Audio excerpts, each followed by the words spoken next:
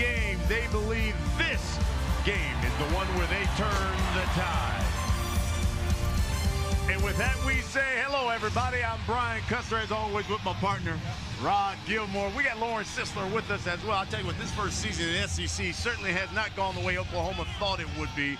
Brent Venables is feeling the heat. He's got major issues on the offensive line. Seems like every receiver he's got is hurt. Yeah.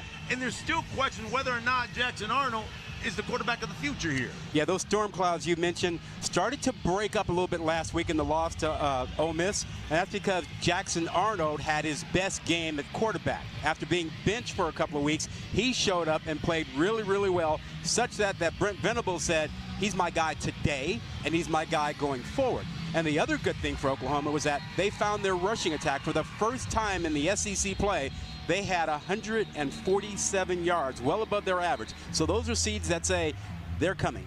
Well, just like the Sooners, Maine is 4-4, but Maine's got no problems at receiver. In fact, they got a good one, who just so happens to be the son of a Hall of Famer and our ESPN colleague, Randy Moss. Yeah, his son, Montego Moss. And listen, it's not fair to compare him to the Hall of Fame dad that he has, but let's do it anyway. He's not as fast as his dad, 4.3 sub 40, but he's got the hands. He will go and attack the ball at the highest point, just like his dad did when he was playing at Marshall. So they have that in common, blessed with those great receiving hands. This is the first ever meeting between Maine and Oklahoma. In case you're wondering, Maine is 4-26 versus FBS programs. All four of those wins have come since 2004. Their one victory, 1-0 versus the SEC, as a victory over Mississippi State in 2004. Joey Bryson kicks things away. We're underway here in Norman. Let's go down to the field, and here's Lauren Sisler. Hey guys, look, you talked about the storms this season, and Jackson Arnold talked about the ups and downs, but he said really what it has done for him is it's brought him perspective. It's changed up his lens a bit. He's had to sit the roller coaster that it's been, the ups and downs, the back and forth. He said he was playing with the expectations on his shoulders, felt like he was playing restricted, but really now he's been able to open up, play more free, and really he said he's had some of the best experiences in these last couple of weeks in Ole Miss. You saw in that football game one of his best games of the season. So now he can play loose, play free. We'll see how he does today. Takes the snap, and they're going to keep it over the left side, and Arnold showing off the wheels. You know, Jackson Arnold was the #1 player out of Texas. He was a 5-star talent a couple of seasons ago. He did start last week against Ole Miss after being benched against Tennessee. That was back on September 21st. Here's the handoff to Javante Barnes. Barnes has certainly been coming on strong the past couple of weeks, Rod. Last week had the best performance of the season for him. Yeah, he ran really hard, very physical, broke tackles, and brought the rushing attack to life for this Sooners team. New offensive coordinator Joe John Finley going with a little more tempo than they've had this season as Barnes gets another carry. You know, the thing about Jackson Arnold and last week's performance, one, they got the ball out quickly. I mean, that was the game plan. Quick game, RPO game, didn't really use any drop back game. None of the really slow developing pass routes, some play action, but they allowed him to get rid of the ball quickly, and they allowed him to run. Second down, Arnold under pressure. Eludes a Black Bear, using his legs again and tripped up. Shakur Smalls, who makes the stop for Maine. Well, we talked about the offensive line issues in the open, and that's been a huge problem. 19 sacks in the last 2 games, just an unheard of number. And you saw on that last play to create this third down, the Black Bears got some pressure. 39 sacks on the season for Oklahoma. Third down coming. Maine showing pressure. Oklahoma looking to change the play. 5 seconds on the game clock.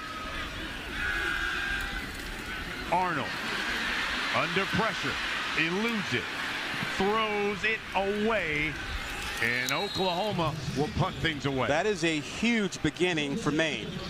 You know, they gave up a first down and then come back and they show they get pressure So the weakness that Oklahoma has had with their offensive line play, Maine took advantage of that on 2nd down and 3rd down on this series, and that's got to be a great start and a confidence builder for the Black Bears. Luke Elzinga will punt things away for Oklahoma, and standing back at his own 20 is Mo Arafin.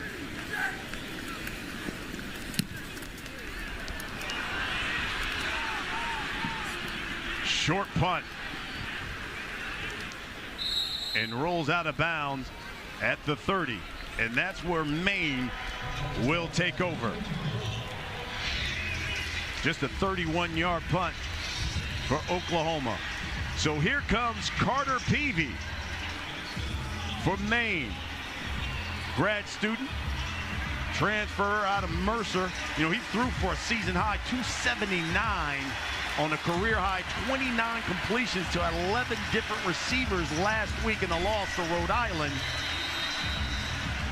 And he is not scared. He is not in awe of playing in this stadium. He has faced big-time opponents before while at Mercer, Alabama, Auburn, Mississippi State. So this will not awe him to be in this environment. Jahari Martin in the backfield. He gets the call first over that left side and picks up a couple. Now, Peavy is a guy who can throw it, but you know what? He can run it too. Take a look at what he did last season against Ole Miss. Yeah, we were talking about it. He has played against big-time opponents and had success. So he's going to play with a certain amount of confidence in this ball game because he's been there, done that. Came in the spring to Maine. He's known as an accurate thrower. 2nd and 9 for Maine. Fake the end around, and he'll throw it out of the backfield, but too short. He one-hopped it to Martin. Yeah, he had something there had he been able to get that ball up there. And listen, Maine has to punch first. I mean, their defense went out and got a good stop. The Maine offense now has to punch first. They're in a tough situation here with 3rd and 9 because this is a very aggressive defense. They will come after you. Top 4 in sacks this season, and this is the situation they want, and they will turn loose everybody, including our Mason Thomas, who's an outstanding speed pass rusher on the edge. Yeah, Oklahoma 3rd in the SEC in sacks. They've got 26. You know, Mikhail Waters, the offensive coordinator for Maine, told us we have to be efficient on 1st and 2nd down. We have to have 3rd and short. They don't have it here. Let's see what they do on 3rd and 9. They move the pocket and throws, and it's complete to Montego Moss, and he looks to be about a yard shy of the line to gain. Yeah, he's not happy with himself because he knows that he should have run that route a little bit deeper. You know, he's got to push this up because you know you're coming back to the ball, and just a little short of it. And how about this? They're trying to punch first. They are going for this on their own 41. If they don't get it, short field for Oklahoma, but they're being aggressive and trying to get that first punch in.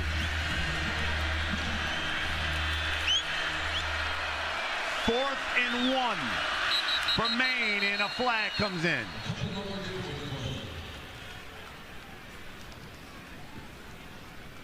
Confusion in the Oklahoma secondary. Delay game on the defense using the clapping signal. 5-yard penalty results in a first down. And that has been a point of emphasis this season. That's right. Making sure that penalize the defense when they're trying to mimic the offense. Well, and the defensive coaches are really upset about this because they're saying, hey, look, we like to move our defensive line, and how do we do it? You're telling us we can't talk. We have signals, we yell, we tell, sometimes we clap. Why is that a penalty? Well, because the offense always claps. It claps first. It's a first down now. From the 46 to the outside, receiver screen. And brought down close to midfield. It'll be interesting to see if the Black Bears try and take a shot down the field here. You're at the midfield area. They want to be aggressive. They want to get the first punch in. This is a defense, though, that almost never takes the safety out of the middle of the field. And he plays pretty deep. Give him 3 yards. You're looking at 2nd and 7.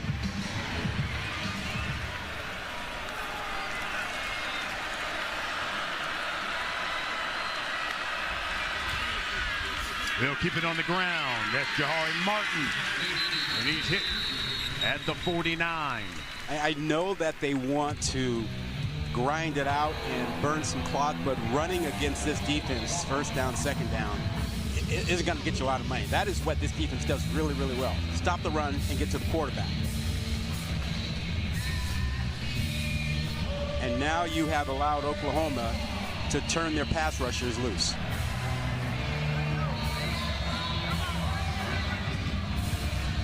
Third and 7 for the Black Bears.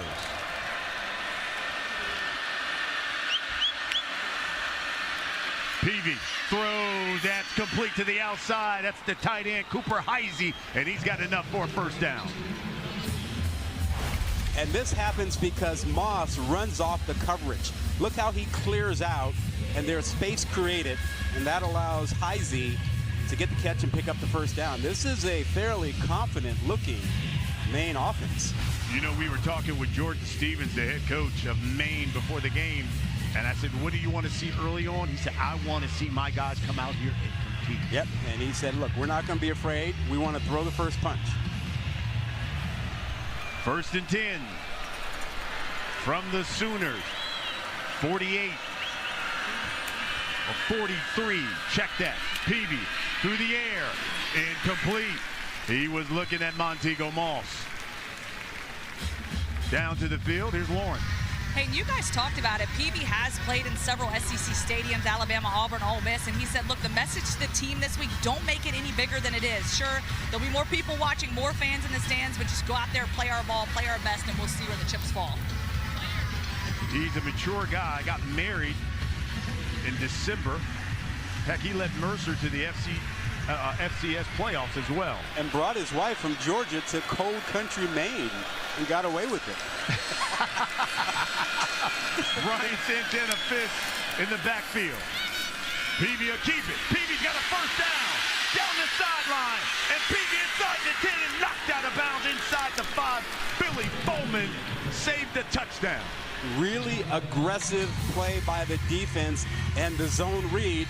Everyone attacked the running back. Now, we showed you earlier Peavy's ability to keep the ball and run as he did last season. And then he makes everybody get lost here. Now, there's a little block on the back end, even so much of a great fake. Our camera crew is trying to find it too. It's a really, really good fake. 40-yard run by Carter Peavy, and it is first and goal for the Maine Black Bears from the 3. 3 tight end set from Maine. To the air. Touchdown, Maine, Heisey.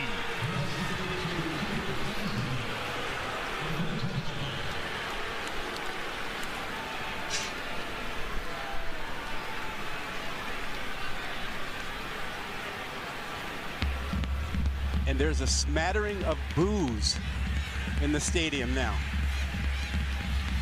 You said punch first, and the Black Bears do just that as they go 9 plays, 68 yards. And how much time?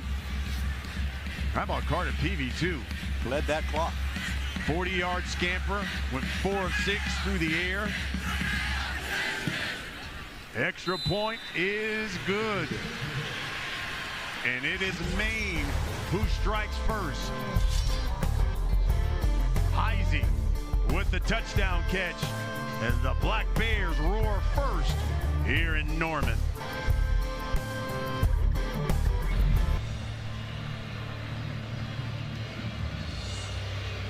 Back here in Norman as Maine, Joey Bryson will be kicking things away. Back deep is Sam Franklin and Billy Bowman for the Sooners. Overcast skies here at Gaylord Memorial Stadium. They're expecting rain, storms, but they don't believe they'll come rolling in until around the evening time, somewhere around 6. One of the reasons why they moved the kick up from 1:30 to 11 local time.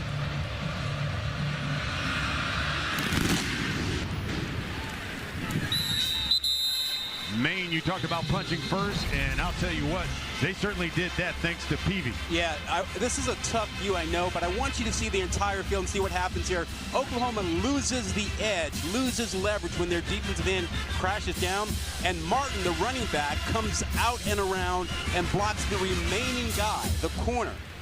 So a loss of leverage and an extra man to block opened up a huge run for Peavy.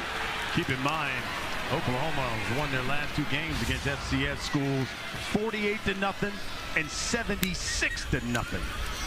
Down 7-0 here early on, and they keep it on the ground, and Javante Barnes is loose. Barnes down the left sideline. Javante Barnes, a big-time house call. Devin Vaught trips him up, but it was too late as Vaught goes 75 yards to the house. You want an answer? That's an answer. And you know, there's blocking, and then there's a running back doing what he was born to do. Make guys miss. Previous plays under further review. Longest run of the season for the junior out of Vegas, who's their leading rusher.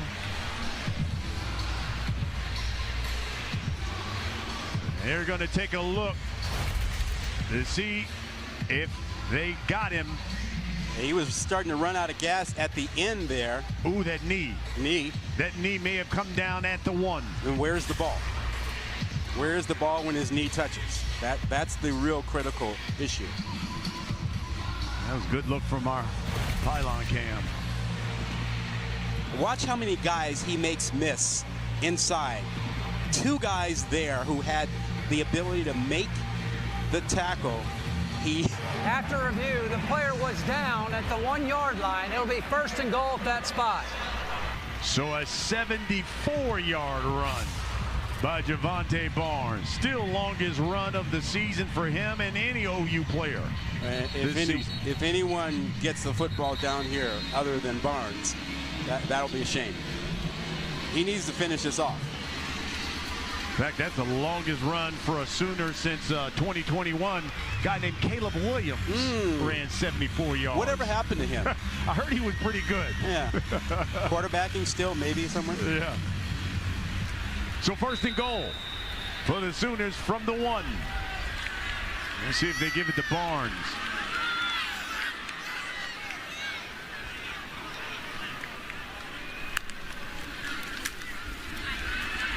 Arnold tries to keep it.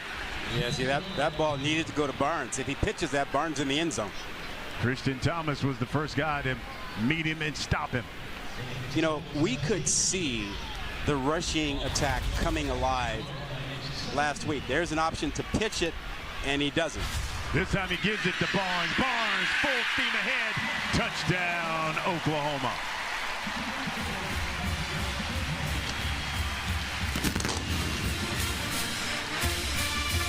His 3rd of the season. Didn't you think he was one of the guys who really stood out last week in that loss to the Mississippi Rebels? Had 16 carries, 67 yards. Also had 5 catches for 57 yards as well receiving. And it was the way he ran. He ran through tackles. He ran hard. He finished runs falling forward. And then today he comes out and he makes 2 potential tacklers miss in the open field. Extra point by Keltner is good, and we've got a 7-7 tie here in Norman, Maine. The Sooners 7-all. We're in the 1st quarter. Oklahoma came into this game last in the SEC in rushing. Javante Barnes certainly trying to put an end to that. Yeah, and from the Maine perspective, this ought to be a 6-yard run. A 12-yard run max. Safety comes up out of control, and Barnes jukes 2 tacklers. And that's the kind of performance that you need. Trevin Ewing of Maine across the 25. Legs still churning. And he's brought down close to near the 30. One more look at that. Tremendous move, sidesteps a safety. And when you're the safety, you're the last line of defense. You have to come up under control, and you can't come in trying to get the big hit because a guy like Barnes will juke you. Devontae Barnes now with 81 yards rushing, a season high. Keep this in mind. Neither one of these teams have had a 100-yard rusher or receiver this season. Barnes might have something to say about that today. Brian Santana Fiss in the backfield along with Carter Peavy. 2 tight ends for Maine. Through the air again, and that's complete. That's Mo Arifin. Have you ever been to Maine? Have never been. Oh, you got to go. Bar Harbor, beautiful place. Went there this summer. Yeah. Great lobster, close to the Acadia National Park. Fantastic. We were told by the head coach today that a lot of families who come to visit their players go and stay in Bar Harbor and then go to the university about an hour's drive away. 1st and 10.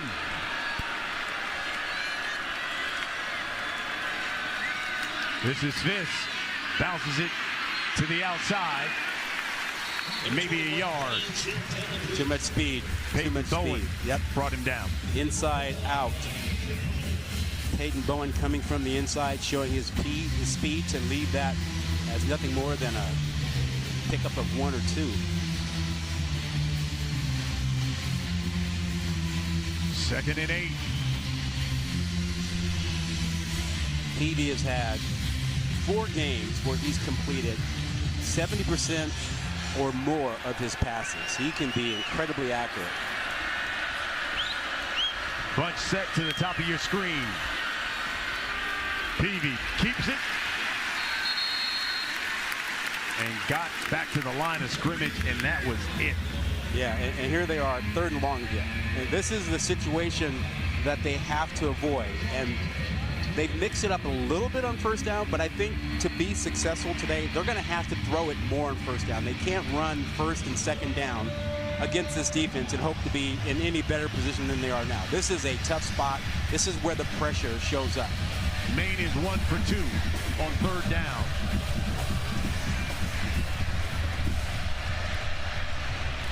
They've had a lot of 3rd and longs here thus far.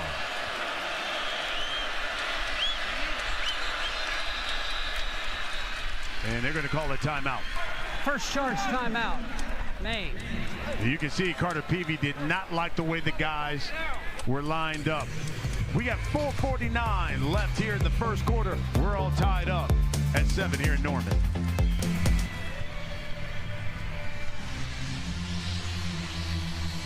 All tied up at 7 on Military Appreciation Day here at Gaylord Memorial Stadium in Norman, Oklahoma. Maine, Oklahoma facing each other for the first time. And it's 3rd and 9 for the Black Bears. 1 of 2 on 3rd down. They faced a 3rd and 9 and a 3rd and 7 already here in the 1st quarter.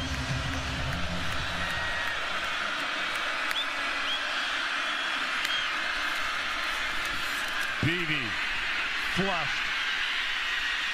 Plenty of room if he wants to run it. And he's maybe about 2 yards shy of that line to gain. Probably should have took off a little sooner. Yeah, probably should have made that decision. You know, they sent Moss in motion, and then Peavy immediately identified zone coverage. And so he had to adjust to that and see, okay, where's the hole? He didn't find one. He kept waiting for it, but had he just taken off, he might have had a chance to get that 1st down.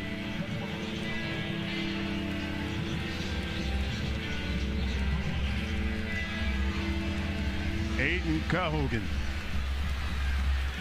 Punt things away. Peyton Bowman standing back at his own 10.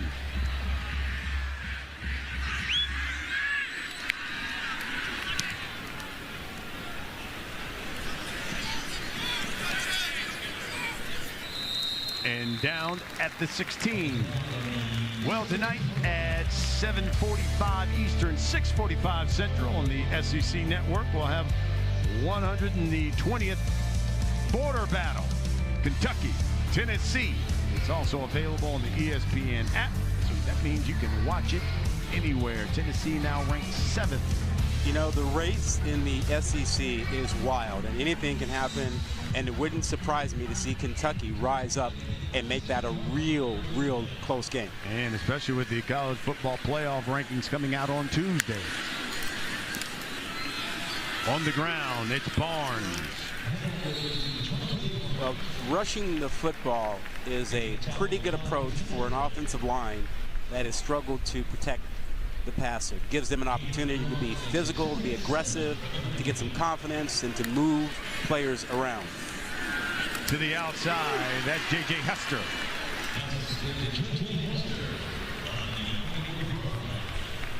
We talked about the offensive line coming into this season. Oklahoma had no returning offensive linemen or tight ends. Yeah, and it has shown. 10 different starters in the offensive line this season.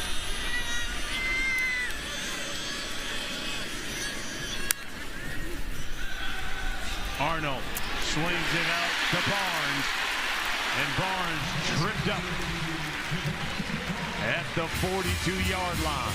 Now the challenge from Maine's defense is to recognize that this is a quick and short passing attack.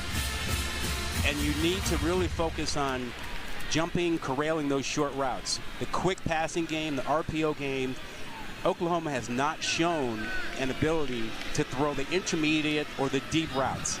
And they're going to need that the last 3 games of the season, but Maine needs to really adjust and really jump on the shorter routes. This is the freshman Taylor Tatum. He's out of Longview, Texas, seeing his first action of the afternoon. You know, Maine is punching above its weight class and taking on Oklahoma here. Hester, and he's in the Black Bears territory. Oklahoma, tempo going fast. It is a bigger, stronger offensive line facing a little bit of an undersized defensive front. They keep it on the ground. And Tatum again, he's the freshman, also plays on the baseball team. He plays both sports. He's going to be the center fielder for Oklahoma this season. And as you would expect, has really good hands, because when you're a center fielder, you know how to track that ball down and make catches, and that translates to catching the football. DeMarco Murray, now the running back coach here at Oklahoma, says he has the potential to be the quarterback of the future. To the outside, that was for Hester, but overshoots him. You know, because that's the thing we've been talking about.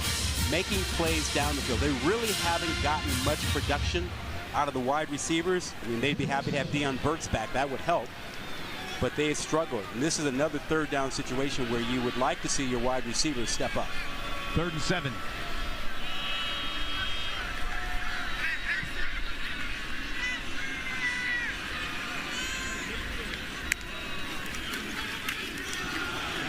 On the ground, Xavier Holmes makes the stop on Tatum.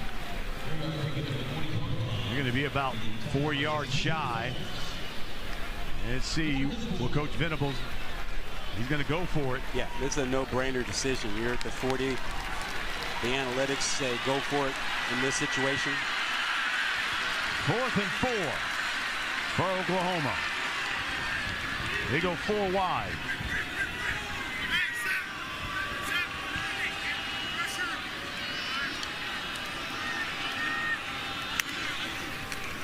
Arnold throws quickly over the middle, and that's complete. First down. They're like Jacob Jordan. Yeah, it was. And the guy covering him, Kamar, gave him too much room. You have to be situationally aware. Know where the first down marker is. Arnold to the outside to Brennan Thompson. You see, he motioned to him. Hey, look. They looked at each other, and he said, no. And this is his game. I mean, Arnold loves the quick passing game. Get it out quickly, and he's accurate with the football. That's why if you're Maine, you can't play far off. Yeah, timeout for an injured player. Timeout for an injured player. Matt Loeffler is our official, and you can see that was Troy Everett. He's a transfer out of Appalachian State. He's finally back in the lineup. Yes. He's been a key guy who's been missing up front that Oklahoma was thrilled to get him back on the field today. So that means Branson Hickman have to replace him as center. He's the transfer out of SMU. 2nd and 4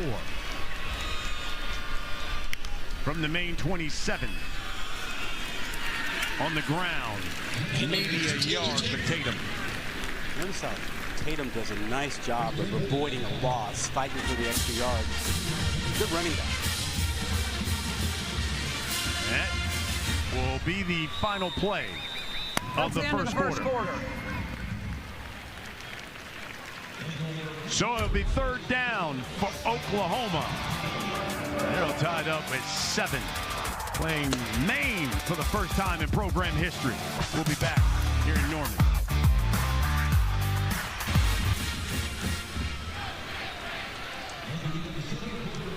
Third down.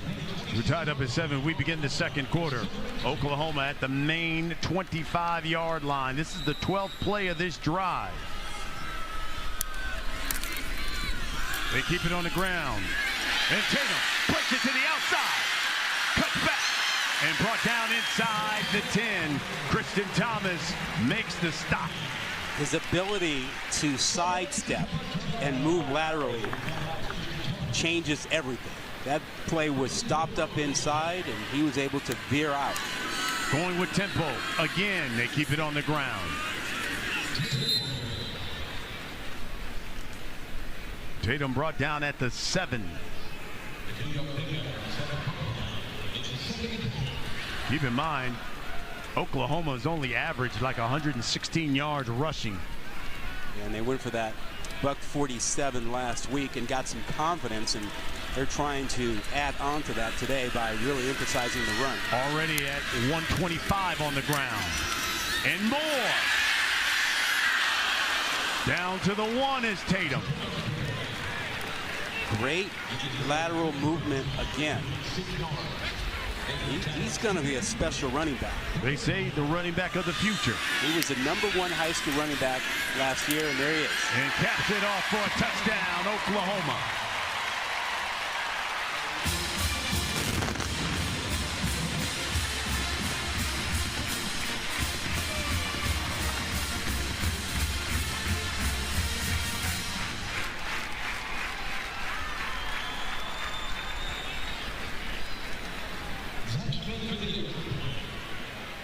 "15 plays, 84 yards. Jack Schmidt in for the extra point.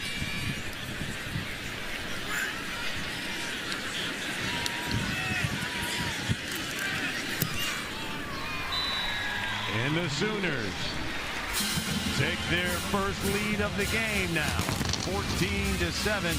And boy, have they been getting it done running the football. Yeah, it really has been a tandem approach with Barnes and Tatum, and they both have been outstanding.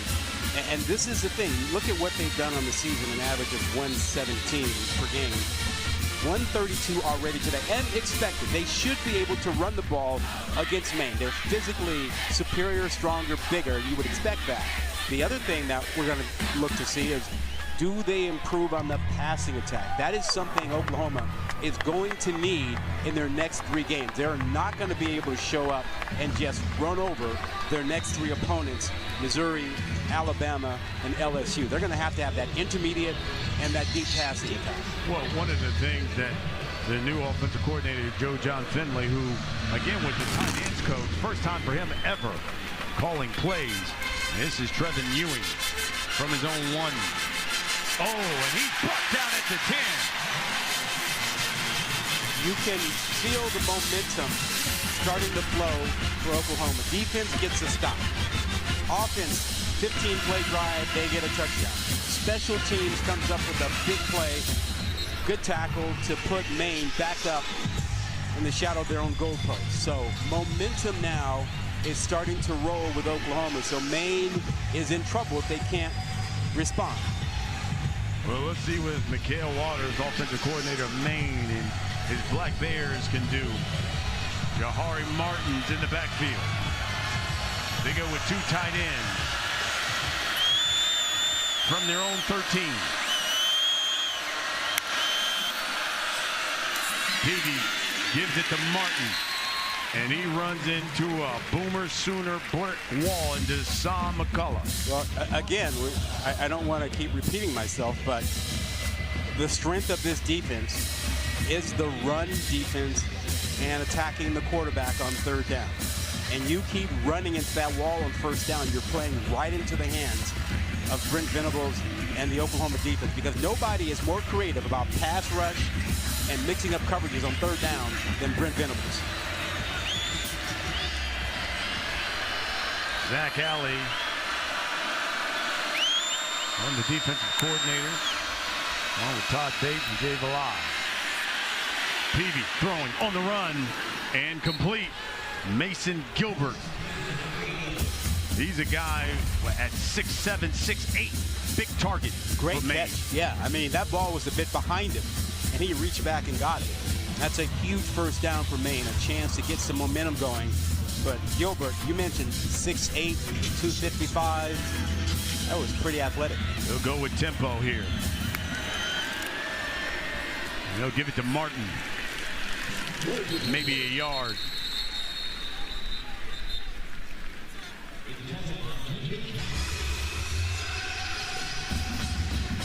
Second and 9 coming. And again, Maine said one of their main keys for offensively, be efficient on first, second down here, because they want to be third and long. Not working. Haven't been efficient on first and second down. This is another situation where, you know, you can't run the ball inside and make it 3rd and 9, 3rd and 8.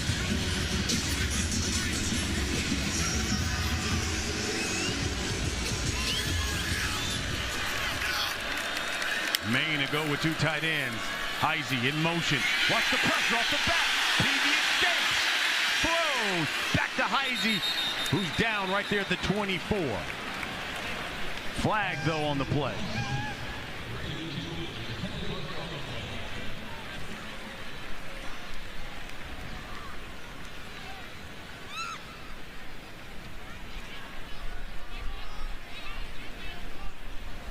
Here's Matt Loeffler. Holding, offense number 82. The penalty is declined. 3rd down. That was Heisey who made the catch. Yeah, smart decision to decline this. And how Peavy got out of this is beyond me. I mean, at the tackle. I guess the tackle helped him, huh? I mean, if you tackle a guy when he's about to sack your quarterback, that'll help. That was Eli Bowen, who was coming in, applying the pressure. Tavion Banks is checked into the backfield for Maine.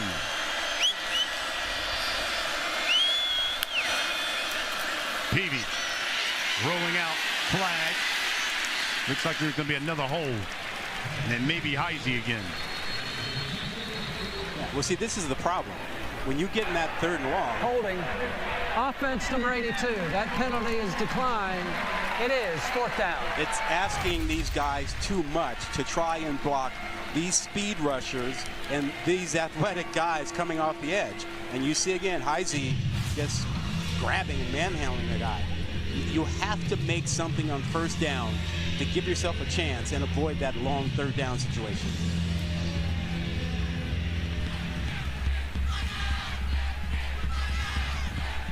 Aiden Cadigan, Peyton Bowen back deep for Oklahoma. And they put mounds of pressure on that one. Bowen.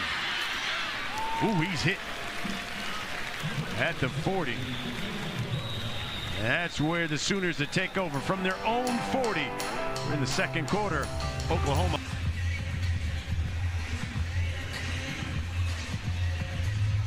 In the 2nd quarter, 7-point lead for Oklahoma. It's a good look at their new offensive coordinator, Joe John Finley.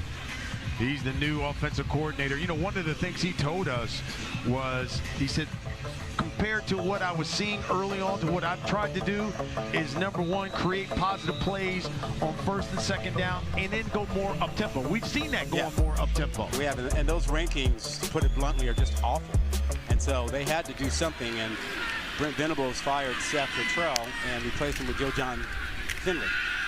Play action and incomplete. Had it, dropped it, was Brennan Thompson.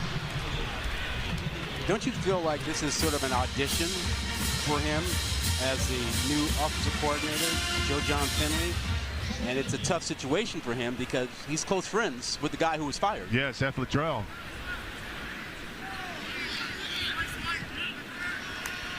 Positive plays on 1st and 2nd down. He's looking at a 2nd and 10. Sam Franklin now in the backfield for Oklahoma. He's the transfer out of Tennessee Martin.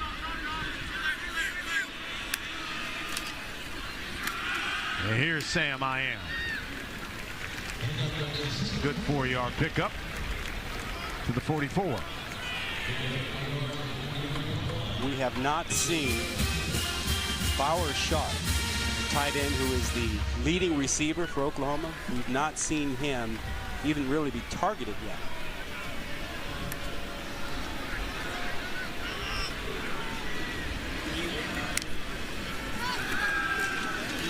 Arnold runs out of the pocket. He's got a 1st down. And brought down at the 41 by Robbie Ryobi. Arnold is more aggressive in his decision making about running. He doesn't waste a whole lot of time.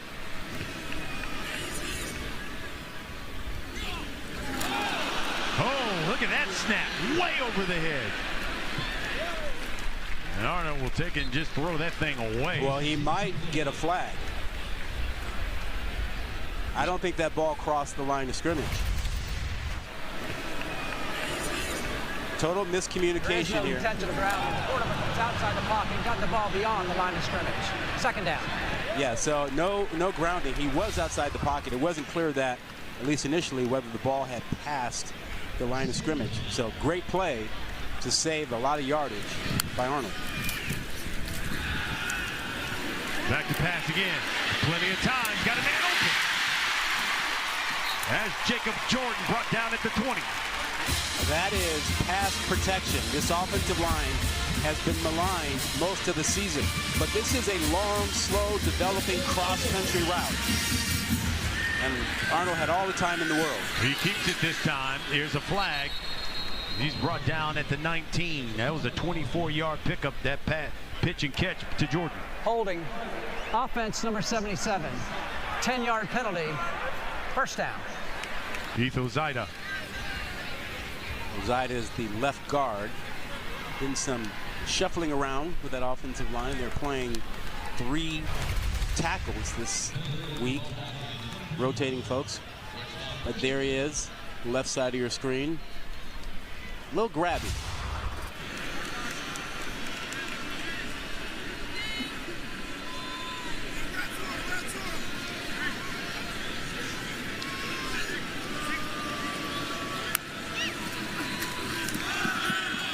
Again, Arnold keeping it, and again, Arnold using the legs.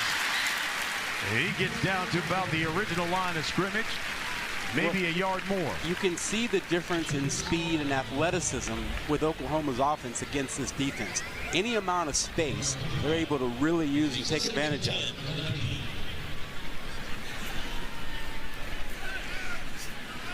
Arnold with 29 yards rushing. Got split backs, Barnes and Franklin. They go to the option. And a fumble. And it's Maine who comes up with it. First turnover of the game, and it's Jaden Curry who recovers it for the Black Bears. It didn't look in real time like that was a bad pitch. And it looked like, to me, like the pitch was in a good spot. But thinking about running before you get the ball. Big turnover. Maine is still in this thing.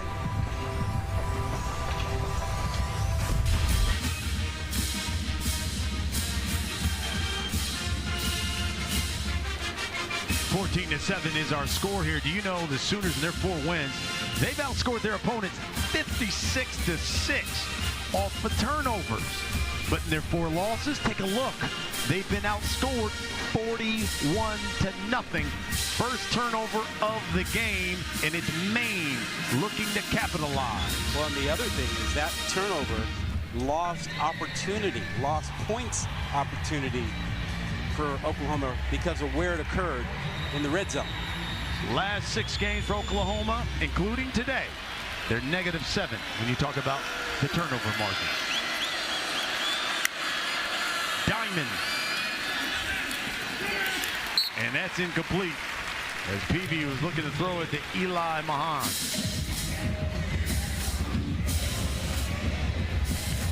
This is the guy they got to get the football to, Teague Moss. And look, first down, they haven't been able to do anything. 2.7 yards per play. You got to get over 3 yards on first down if you're going to stay on schedule. And part of that means having Moss on the field and getting the ball to him. I mean, he is their guy. And he's only been targeted twice in this game so far. 1 catch for 8 yards. Carter Peavy, 7 for 11, 40 yards and 1 touchdown. He'll keep it and gets upended. It was Eli Bowen who took his legs out. And here we are again. 3rd and long. And the question becomes, how do you block our Mason Thomas on the edge? How do you deal with any of the linebackers who might show and come in this situation? Maine is 1 for 4 on 3rd down so far in this game. And all 3 of these 3rd downs have been at least 3rd and 7. Showing pressure, simulated. Peavy throwing to the outside, looking incomplete. He was looking at Teague Moss. He had him out there, but was under duress. Now you see Moss runs this corner route. A little bit more accurate ball, he can make that play.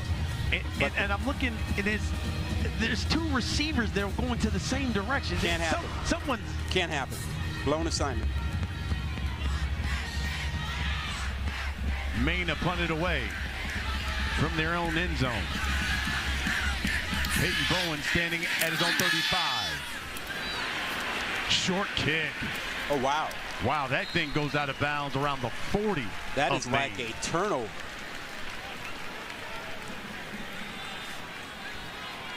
Well, tonight, SEC football final. You got Dari Nokwa, you got Chris Doring, you got Benjamin Watson. They'll take you through the biggest stories of the day. They can, of course, break down all the SEC games. Comes your way to 9/11 Eastern, 10 Central on the SEC Network. And you can catch it on the ESPN app as we take a look at the SEC teams all ranked in that top 25. Keep in mind the college football playoff rankings come out on Tuesday. You might have 7 or 8 SEC teams in the discussion, but no more than 4 will wind up in that ranking. 23-yard punt. There goes Javonte Barnes. He's got 100 yards of rushing. Down the sideline and out of bounds. Inside the 10. A staple of the Oklahoma run game for years, the counter.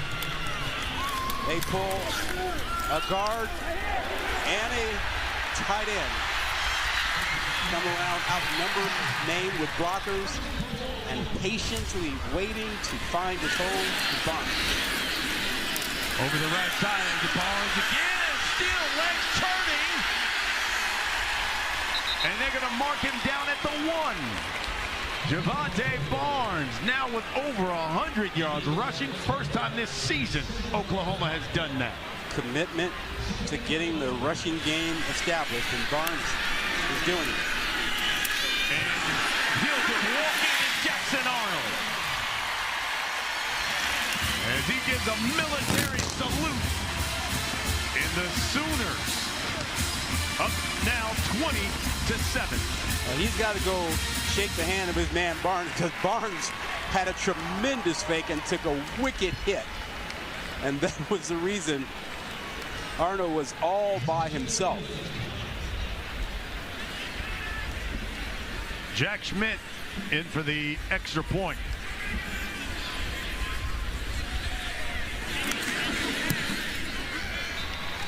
So Oklahoma turns over the football, gets a stop, and then Javonte Barnes, a 29-yard run, sets up this Jackson Arnold for 6, and it's the Sooners up 21-7.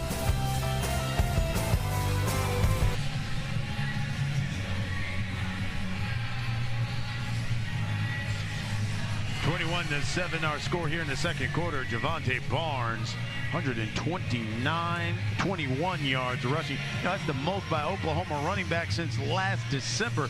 Remember Gavin Shawchuck, who's out today because of a quad injury. He ran for 134. That was against Arizona. And that 134 is going to be surpassed. Let's go down to the field. Here's Lauren. Hey guys, Military Appreciation Day here, and Robert Spears Jennings having the honor to run the flag out onto the field today. His mother, Flo Treese, and his father, Markello Jennings, both served in the military. So growing up, he moved around a lot. He told me that moving around to 8 different states really helped him become more coachable, more adaptable.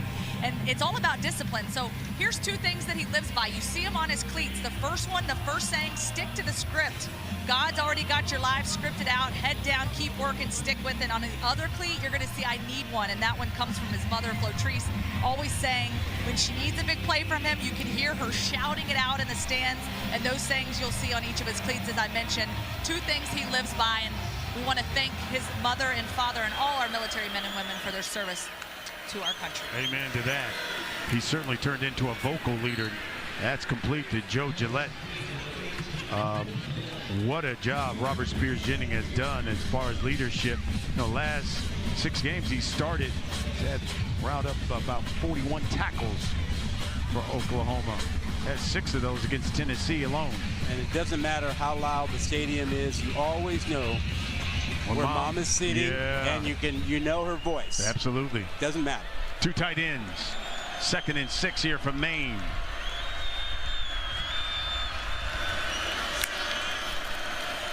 Peavy got pressure up the middle, eludes it and throws it away. That was Kobe McKenzie, who came in and applied the pressure, and Peavy got rid of it. Well, the speed and quickness of these pass rushers is a bit too much for Maine. And Maine's on the ropes right now. They are on the ropes. If this were a boxing match right now, you might be saying that they're a punch away from being knocked out. Looking at 3rd down, 1 for 5. They have to get this third down, because the way the momentum is rolling for Oklahoma, they don't get a first down here. It'll be a short field again for the Oklahoma offense. Peavy throwing. That one, Moss, first down. Moss is, I can't imagine how tough it was for him to play athletics, to play the same position as his dad, a Hall of Famer. No matter what he does in that comparison is never going to be enough. And, he's handled that kind of pressure growing up as Randy Moss's son very, very well. We've seen his brother do it at LSU. Yep. Not as tall as Dad. He's 6'1". Dad is 6'4". You see what both of them did in their senior season. Tavion Banks in the backfield. Peavy back on the roll, throws it back to Heisey, incomplete. He threw it right into coverage where Kenai Walker was just standing. He was just a rolled up corner playing his spot out in the flat in the perfect position to make a hit. And he's probably looking like, he's not throwing the ball over here. I'm standing right here. He's really going to throw it? 2nd down and long for Maine from their own 41.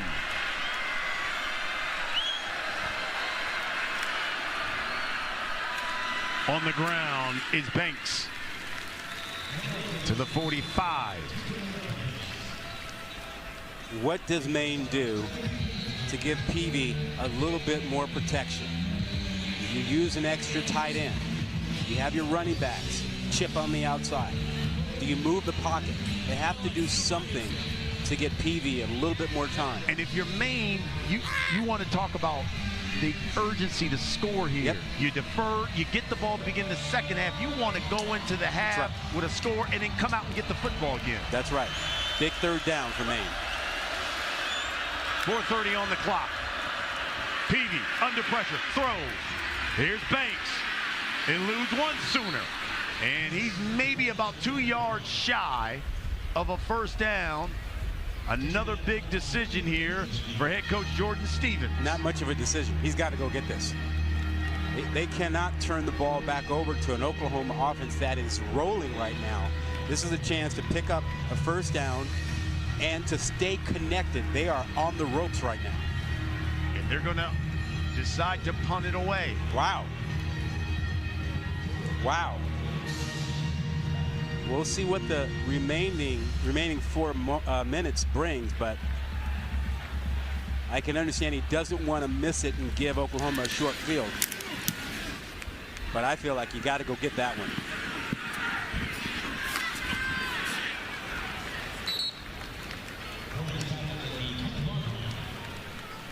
So Oklahoma have certainly been getting it done running the football against Maine. Well, and it's a big thing because they've struggled mightily running the football, and that made everything tougher. It made the quarterback's job tougher. But Barnes, we saw this coming last week. He ran really well against Ole Miss. Only 67 yards rushing, but it was the way he ran the football. And as we talked to the staff this week, they had the same reaction, that he really ran well, and they were really confident that he is establishing himself as the go-to running back.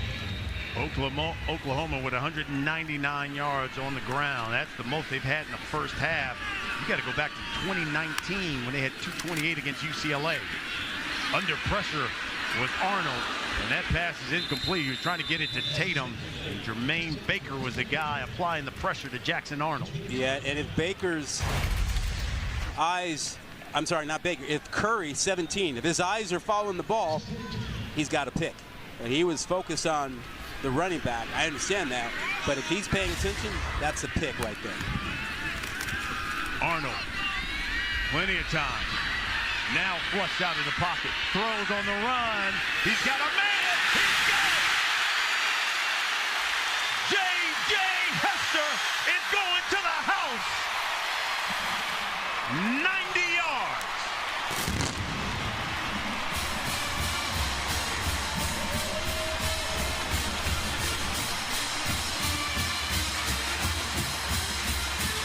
J.J.'s last touchdown catch 3 years ago against Missouri. This was a scramble drill.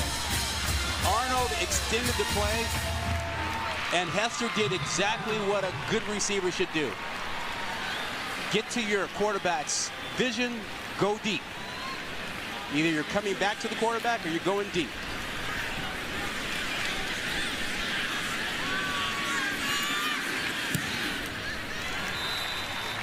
Extra point is good. And I go back to when Maine made the decision to punt the football. You said that's because it's an Oklahoma offense that is rolling. You don't want to give them back the football. Nope. And you got Arnold who extends the play. And you see at the top of the screen, Hester recognizes that he's got his quarterback coming to his side. Scramble drill. They do it in practice all the time. So he goes deep, and Arnold gets it out to him. And listen, we said that Maine was on the ropes. That might have been your knockout punch. That's the first 90-yard completion for Oklahoma since 1995. Eric Moore to P.J. Mills. That was against Iowa State. That is something Oklahoma's staff has been waiting for a long time. A big play in the passing game. Well, here comes Carter Peavy and the Maine Black Bears. They've got 3 minutes. Well, your earlier point still is relevant here. You've got 3:16 to do something, and then you get the ball to start the third quarter. So you have to make something happen here. They like to be deliberate. At 3:16 is plenty of time for most teams. I'm not sure it is for Maine. You got a couple of timeouts. And you got the 2-minute timeout. Yep. So in essence, you got 3. Yep. To go 75 yards. And the last thing they can do is go 3 and out and give Oklahoma the ball again. Under center.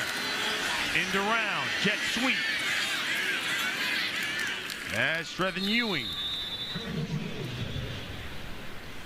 Let's see if they go hurry up here, or if they're going to be deliberate and just let the clock burn. I think it looks like they're going to be deliberate. And for Maine and their head coach, Jordan Stevens, the worst thing is giving the ball back to the offense. So they want to eat up this last 2 minutes and 40 seconds. Diamond formation again. And a flag.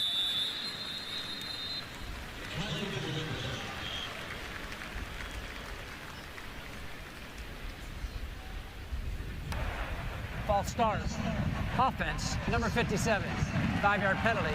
It is second down. Now for Oklahoma defensively, your approach might change now that you have a 2nd and long here. How do you get some pressure? And you've got 3 timeouts plus the 2-minute timeout. You want that ball back.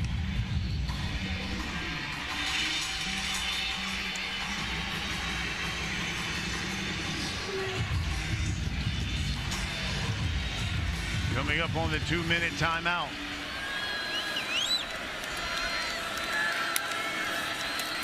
Peavy looking left, throwing, incomplete.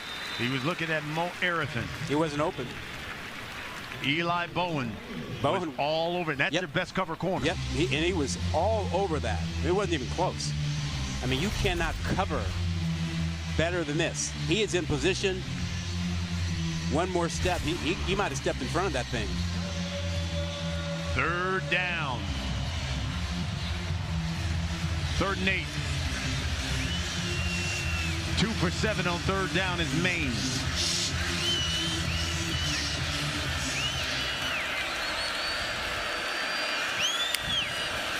They bring pressure. Peavy, sack. Danny Stutzman, he's their stud. That is the 2-minute timeout. Their leading tackler, heart and soul of the defense, comes up with the sack. Oklahoma 3rd in the SEC as he came off that left side. He is so aggressive. Little twist inside. Projected 1st-round pick. Shows you why. Oklahoma. Welcome back to Norman. 28-7. Okay, hey, Nana. Look at Go, Nana. Go, Nana. It's your birthday. It's your birthday. Yeah, they have fun. Look, they hadn't had days like this in a while. No. It's been a few weeks since they've seen that here in Norman. Up 21. And Maine looking to punt things away. I go back to that 4th and 2. Maine decided to punt instead of going for it. 5th straight punt from Maine. Bowen from his own 42 gets out to midfield. Now I'll tell you why. One of the reasons why you said they were probably being deliberate on their last offensive possession, Maine, well, because Oklahoma's offense, last 2 touchdown strikes, 49 seconds, 23 seconds. Yeah. Oklahoma's 2-minute drill has been pretty good lately. It was good last week. Jackson Arnold has been on fire, continuing the great play he showed last week. Quick passing game, the ability to scramble. It's all been good. Barnes is back in the backfield. The middle of the field is wide open. And Arnold, he's looking at it. He's looking at Thompson. Incomplete. He recognized it. And he saw that the safety moved out of the middle, man coverage, and when you get that look, you have to throw the ball to the middle of the field. Before the Tennessee game, where he was benched, you know, he did not throw for 200 yards, and it threw 3 picks in 3 straight games. Yep. But he's thrown for over 400, 3 TDs, no interceptions over the last 2 games, yep. Jackson Arnold. They're asking him to do only what he's comfortable with now, and that's the quick passing game and the RPO game. This is Barnes. Oh, he's running hard. $1:35. They have plenty of time. Still have their 3 timeouts.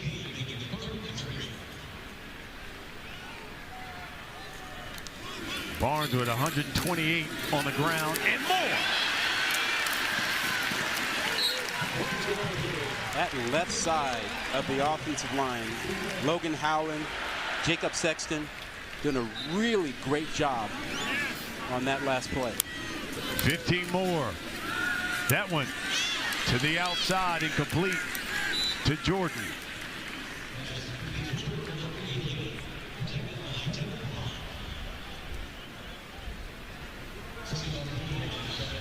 Barnes now with 143 yards rushing. And even more. He's got a new career high, Javonte Barnes. You think that might build a little confidence for this offense? Should be.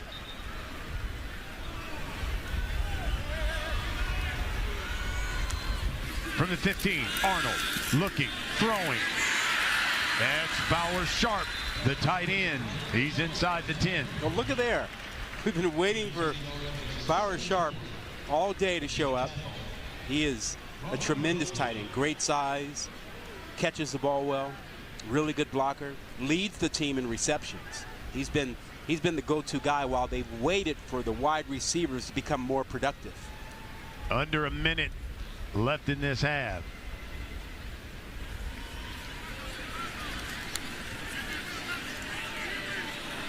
They can still run the ball. They've got all 3 timeouts. Arnold to the option. Barnes. Javonte. Touchdown.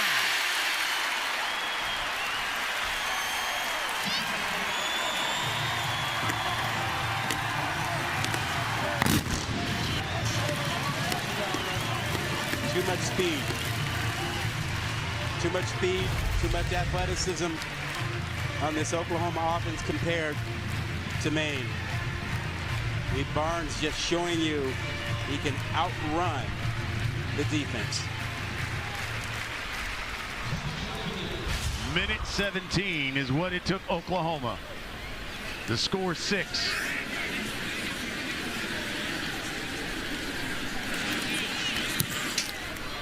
This game was 7-7 at the end of the first quarter. Since then, Oklahoma has gone on a 28-0 run. Down to the field, here's Lauren. All right, and you look at the scoreboard, 35-7, and really the goals have certainly shifted for the start of the season. Now 4-4 Oklahoma at risk of not making a bowl game for the first time since 1998, y'all. They hold the longest bowl-eligible streak in the country behind just Georgia. And guys, the road ahead isn't easy. After today, we got Missouri, LSU on the road. Then there's Alabama back here at home. But Coach Venables told us, look, today's about us. It's about building confidence. It's celebrating even the smallest victories and knowing they can and will work their way back to the standard of football that has been created here at Oklahoma. ESPN Analytics, Lauren, says the Sooners have a 61% to reach 6 wins or more. You talked about it.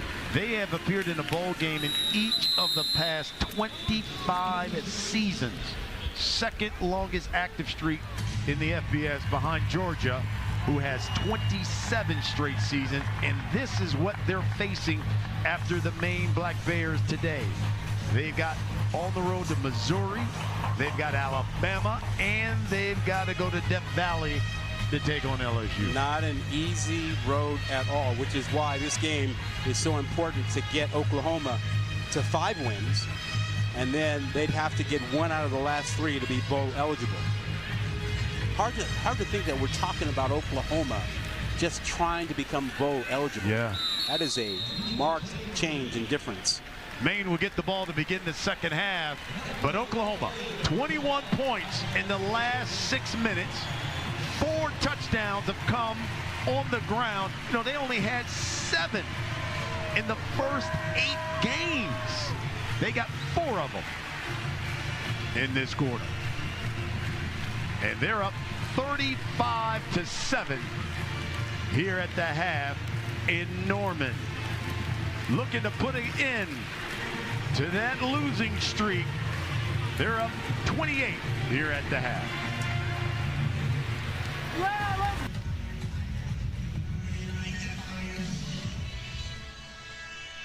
Here's a look at Our first half stats, Oklahoma with a 28-point lead here. And you look at Maine, just 115 total yards of offense. Well, and only 54 yards rushing. They wanted to be able to run the football today, and they haven't. And part of that's because they've run the ball on first down, and Oklahoma has shut it down and put them in long situations, and that's worked for the defense. Keep this in mind. Maine's first drive of the game when they score, 68 yards. Since then, just 47. Nothing. Down to the field, here's Lauren Sisler. Hey guys, I talked to Coach Venables coming off the field, and he said, look, we're making some explosive plays in the run and pass game, but the bottom line is it might be 35-7, but we are playing sloppy football. He wasn't pleased with that. He said, look, we didn't have the edges on defense. We're too loose in our coverage. Those were the big things, but he did say we are building some confidence with younger guys on the line, some of the younger receivers that are in, but he says we've got to tighten up our coverage. We got to tackle better, make them earn their stuff. And he said, take care of the football and create some more explosive plays. That's what he wants to see from this football team here in the second half. Well, Javante Barnes is certainly giving them explosive plays. He's got 158 yards rushing alone by himself, a career high for him. Listen, that's the most by a Sooner in the first half. You got to go all the way back to 2015 and Samaje Perine when he ran for 222 against Kansas. Yeah, but what I want to see from this offense, though, I want to see them give this offensive line a chance to pass protect. They're not going to run for 236 against Alabama, LSU, Missouri. So this is expected today against an FCS opponent. But what they need some work on is pass protection, get that offensive line comfortable doing some of it, and getting the ball to their wide receivers. That's what they're going to need if they're going to win, 2-3 games in November against their SEC competition. Hey, this is what Oklahoma has done on their drive chart as they get ready to kick things away to Maine. Of course, Maine in the FCS, in the Colonial. And for those who don't pay close attention to the FCS, give them the difference between the FCS and the FBS. FBS 85 scholarships, 63 with FCS. And that's the thing you really need to know. And then when you think about teams and how they're constructed, there's usually a big size difference between the defensive line, offensive line, and the FBS and the FCS. You can find enough skill players that are comparable, even quarterbacks. There have been quarterbacks drafted highly out of the FCS. Maine has, since that opening scoring drive, 6 straight punts on the ground. Martin. He's brought down at the 30. Oklahoma is 9-0 in program history against FCS programs. As they should be. That's expected. When FCS programs jump up to play Power 4, Power 5 teams, and the big boys with the brand names, they get a nice check to show up, and they're expected to hopefully play hard but not win those games. That's the reason they schedule it.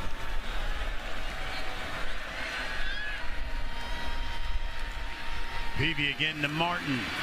Little counter play. Fumbles the football, and it's Oklahoma who comes up with it. Robert Spears Jennings. Because, they look at every play. Did the ball come out after he hit the ground? No, it didn't. I don't think so at all. There was a good strip there on the tackle from behind. I mean, when you strip and recover, that is a play that will get you a lot of attention. Lauren Sisler told us about Robert Spears Jennings. Of course, his mother in the military. He's turned into the vocal leader of this defense and making a play there. 2 tight ends here for Jackson Arnold in Oklahoma. Here's Javante, bounces it to the outside, shakes a man, gets inside the 30-yard line. He's about a yard shy of a first down. Christian Thomas makes the stop. I think he might have a 200-yard day. I mean, he has made guys miss in open space. And that's what you want a good running back to do. You cannot simply gain what is blocked. You have to get more, and you have to make a guy miss. Got an injury on the field. One of the main players is down. We'll check on him, and we'll be back.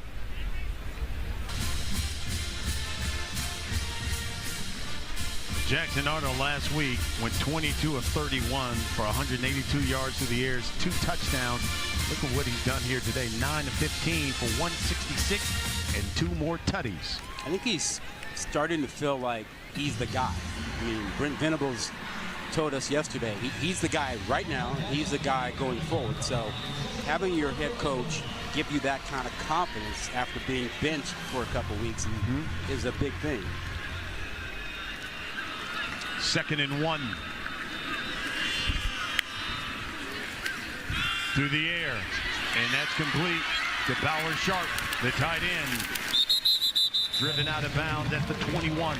You know, the quarterback position has been a sensitive situation since last December when Dylan Gabriel said he was going to the NFL. Didn't like the grade he got. He decided to come back, and the first thought was he was coming back to Oklahoma. But that raised an issue about Arnold and his expectations to play this year. So Gabriel went to Oregon. And Arnold steps up in the pocket, slings it to the outside. Carry on. And Arnold had the great Alamo Bowl last December, which made everyone go, yeah, he's ready.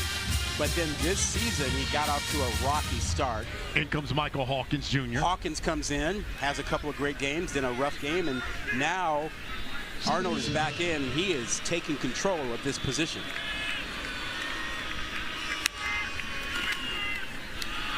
And here's Javonte. Again, getting to the outside, and again, he got 6.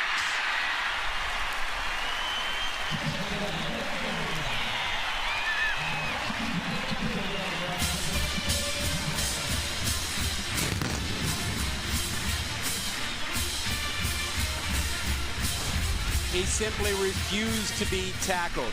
You are not quick enough, fast enough, tough enough to get me. And does he stay in bounds on his way to the end zone? Right foot, left foot, right foot, he's in.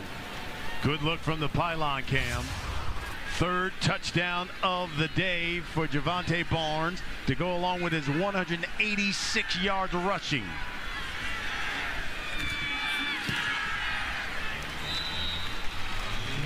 Sooners pouring it on. 42-7 as Javonte Barnes goes 19 yards to the house. He's running for 200. Sooners up 42-7.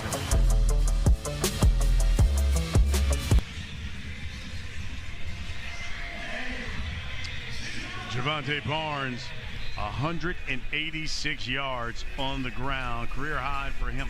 3 touchdowns as well, Rod. Junior out of Las Vegas, Nevada. Desert Pines High School. Is really starting to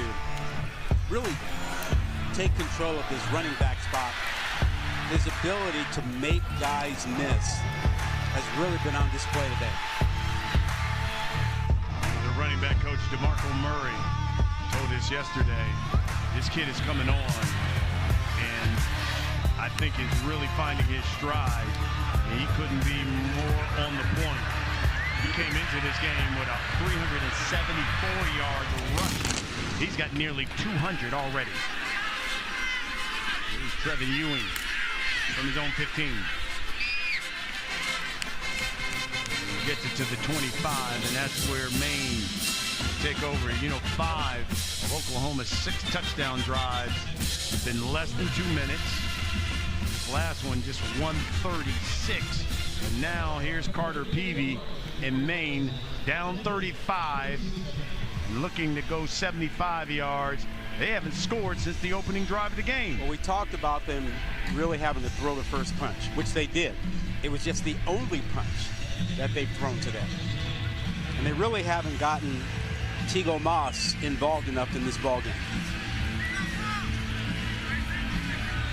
He's in the slot, lower part of the screen, number 81.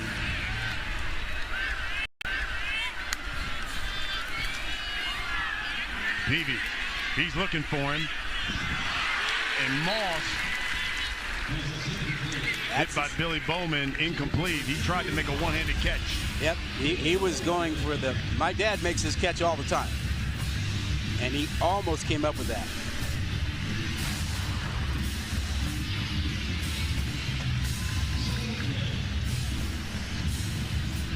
I'd go back to him though.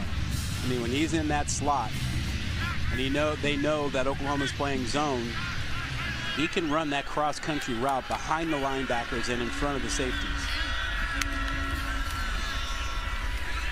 Tried the receiver screen, and that's broken up. Nope.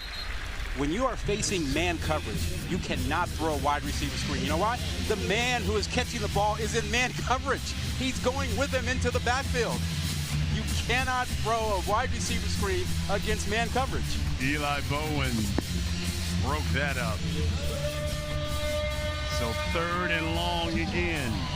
Maine 2 for 8 here on 3rd down.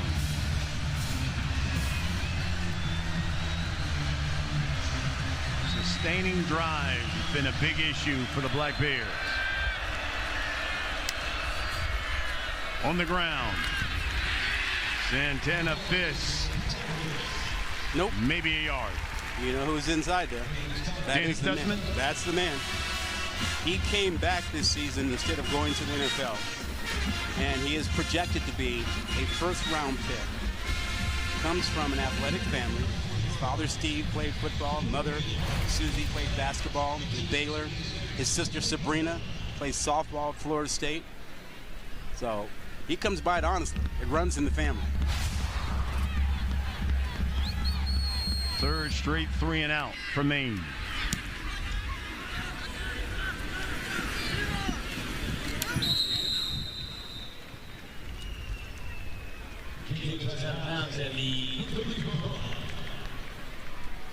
Here comes the OU offense, which has just been unstoppable. How long do you think it is before we see Michael Hawkins, the backup quarterback? I think this is probably a game where if you're OU, you probably want to give Michael Hawkins some reps, maybe even the 3rd-string quarterback some reps. Well, I think he will clearly be in for the 4th quarter. But if Oklahoma has one more scoring drive, that might be the day for Arnold. Here's Barnes. And flags everywhere. Things getting a little chippy there. Extracurriculars after the play.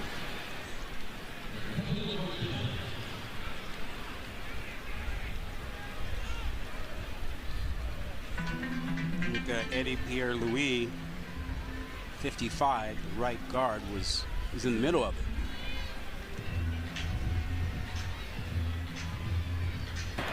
After the play was over, personal foul, unnecessary roughness, number 55 on the offense. 15-yard penalty. It is 2nd down. You know how that happens. Offensive linemen like to hustle behind the play and try and clean up anybody standing around. They like to take shots. Well, that used to be okay back in the day, but they changed the rule on that, several years ago. You go clean up piles like that as an offensive lineman, that's a personal foul. Cost them 15, push them back. It'll be 2nd and 17.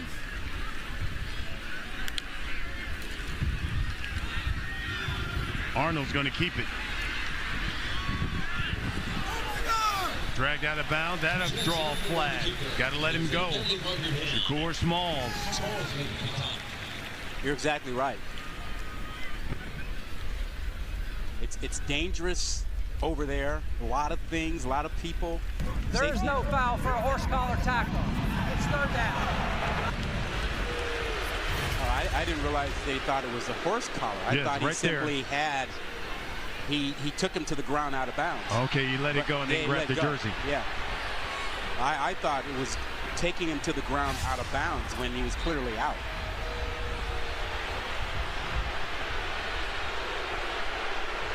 Crowd didn't like it, but it's 3rd and 13. 5 of 7 on 3rd down is Oklahoma. And take a look at what Maine's doing defensively, changed the play. And now I've got 3 seconds to get it off. And they'll call timeout. Yeah, I'm not sure First I like charge that call. timeout, Oklahoma. So you can do the horse collar so long as you let go.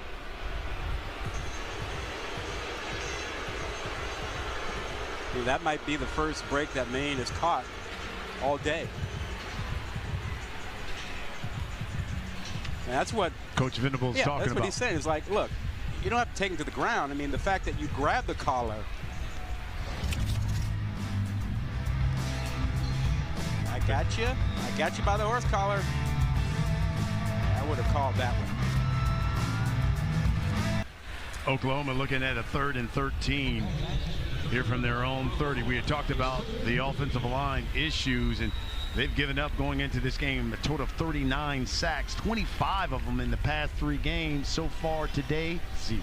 They've been maligned all season. They deserve their flowers today. They've been outstanding. Plenty of protection for Arnold, throwing complete to Brennan Thompson. What a grab as Thompson went up and snatched it. He showed his athleticism, but if that ball is on target, Thompson turns up the field. He got himself a lot of separation, although I think he kind of hurt himself out there. He came up a little lame, but he got great separation and showed his ability to get up and catch the football. On the ground, it's Barnes. Across the midfield. Let me go back to the offensive line for a moment here. They got so much grief, so much criticism the last several weeks. But they have shown today that they can really, really play at a high level and run the football. And it's not just today. We saw signs of this last week against a really good defense at Ole Miss. They showed they could run the football. And today they've built on that. They were expected to be, and they have been dominant against an opponent that they should dominate running the football. Franklin and Barnes in the backfield. This is Barnes. John Costanza makes the stop for Maine. I personally still want to see this offensive line in more play action and drop back passing situations, because they're going to have to get ready for what's coming in the next 3 weeks. And they won't be able to just line up and push around a defense for what's going to be likely a 300-yard rushing day. 5 wide, empty set. And Arnold dropped at the 45. Jacob Tuiasosopo with the stop. They're not kicking this one. A little surprised.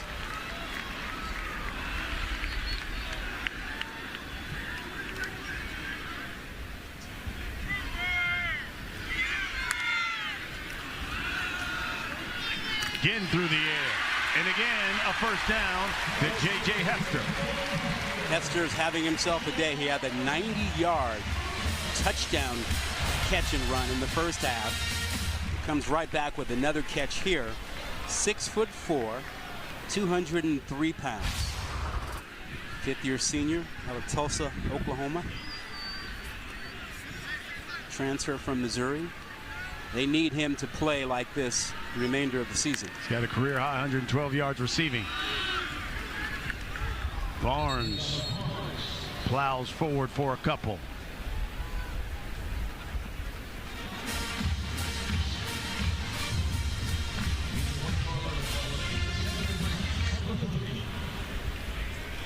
So Oklahoma, for the first time this season, with a running back and a receiver with over 100 yards.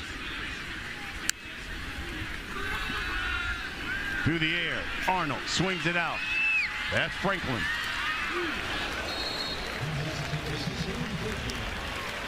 Out of bounds at the 24, and looks like we've got a Maine player down who made the hit. Timeout for an injured defensive player. That was a big hit, and Tatum at 206 pounds delivered the blow on contact. That looks like Isaiah Watson. He's the corner, the grad out of Baltimore. The running backs want to finish the run and not accept being tackled. And you see the power with which Franklin finished that run. That right shoulder of Watson, I think, took the brunt of it.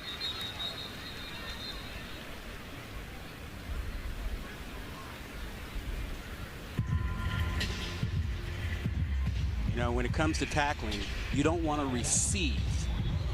You want to hit. You want to hit that. Right? That time, Watson was receiving it, and it was Franklin who was delivering the blow. 3rd and 3. Franklin again. That's a first down. He's inside the 20.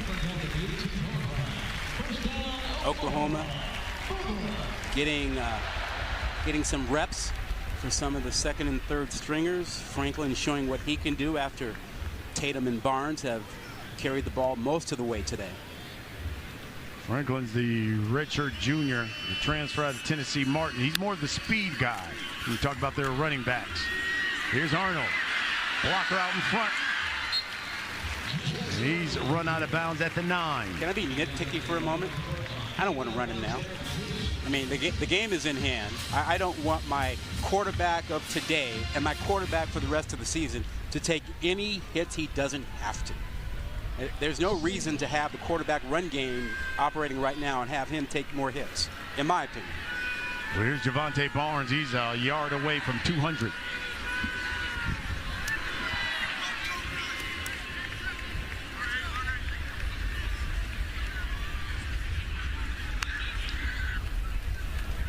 Play fake over the middle, tip, but caught. Touchdown, Caden Helms.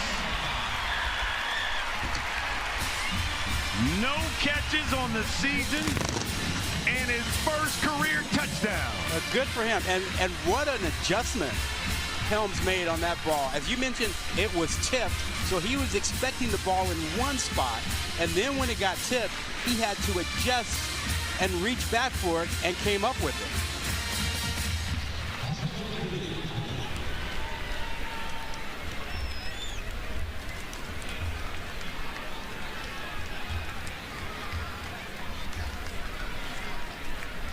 Jack Schmidt on once again for the extra point.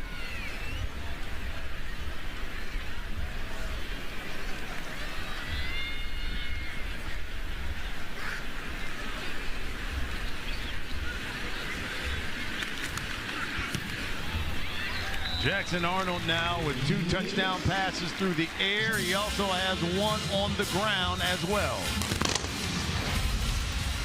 Well, Jackson Arnold right off the bat knew where he wanted to go with this football, and it was Helms all the way. And Helms had to adjust to the tip ball. He does a nice job of it. Good effort that time by Couchman, the weak side linebacker, coming right up the middle, getting his hands up. Not enough to knock it down. How do you rate that celebration? On a scale of 10, you get that what? 7? Yeah. 6.5? Yeah, around there. Yeah. Oklahoma now with touchdowns on their last 5 drives.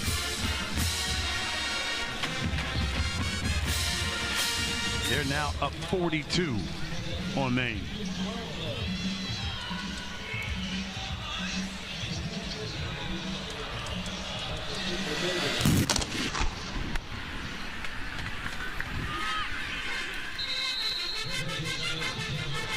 Down to the field. Here's Lauren. All right, guys. So score.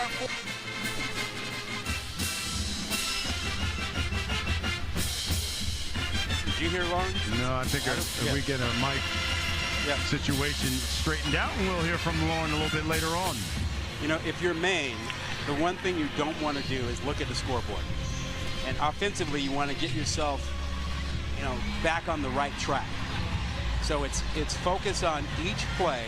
Don't worry about the scoreboard, but try to find a rhythm. They're going to go with 2 tight ends.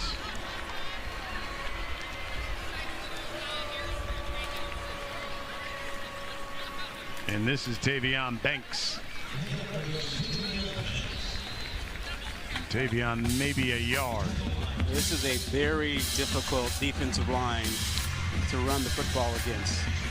Dominic Williams is as good as you will find inside, at 6'1", 312 pounds. You get Jaden Jackson, who's hardly talked about very much, but he is a freshman just playing outstanding football.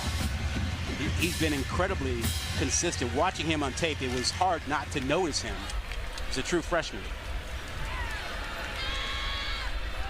Maine has had just 3 first downs since that first drive. This is Nick Laughlin. Now, this is a defensive line that has been dominant today, even without Ethan Downs, playing on the edge. Downs, who is the starter at one defensive end, was scratched from the lineup just before game time. At back spasm. Yeah. And Caden Woolard has stepped in. And we've seen the depth of this defensive line today. A lot of different players in there, but same result. They've been shutting down any rushing attack by the Black Bears.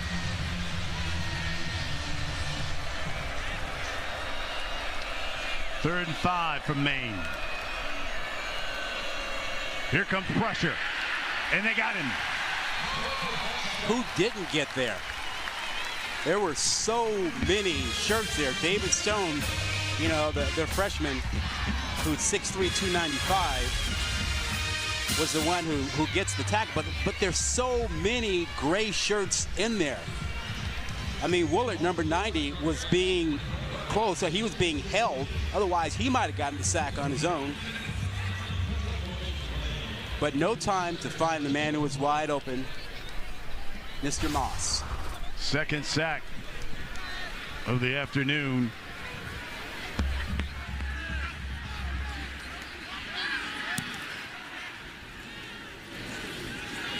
Bowen from his own 37. Bowen up the gut. Bowen got one man to meet. Bowen brought down at the 15, but a flag is down.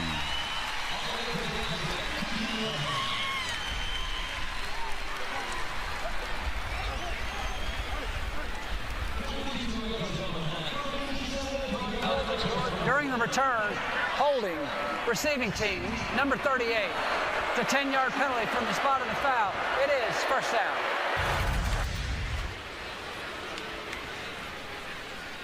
Right in the middle of the screen, blocking, actually holding on number 50 from Maine. Easy call for the officials.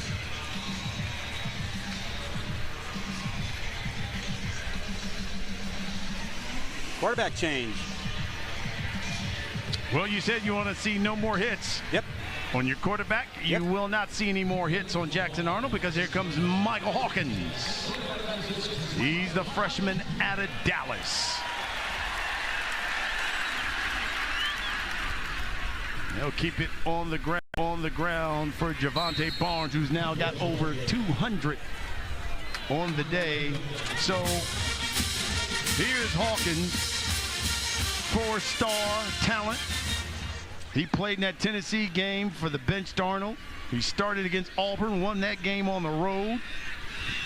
Played against Texas, started South Carolina, and then he got to the bench, and Arnold, of course, spelled him in that game. His father played corner for Bob Stoops here at Oklahoma. Speaking of Bob Stoops, he is here at this game. We saw him just before kickoff. He's in his suite up here watching the game, even though his son no longer plays for Oklahoma. He said, I got to watch my guys so he doesn't miss a home game. Here's Taylor Tatum. And he's in Maine territory. Meanwhile, Javante Barnes with 203 yards rushing. He's the first Sooner to run for over 200 since 2022. He should be done for the day also.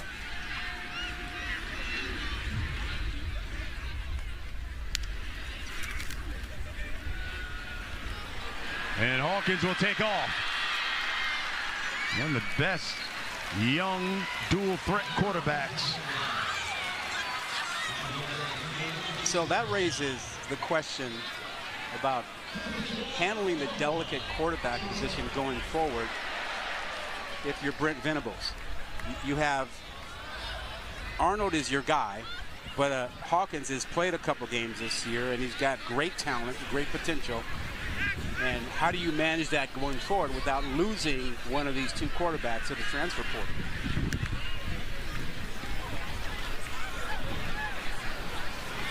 That play is blown up. You know, one of the things that he said when we talked to him about that was, I tell him very honestly, I need you. I need both of you because I'm going to need you at any time.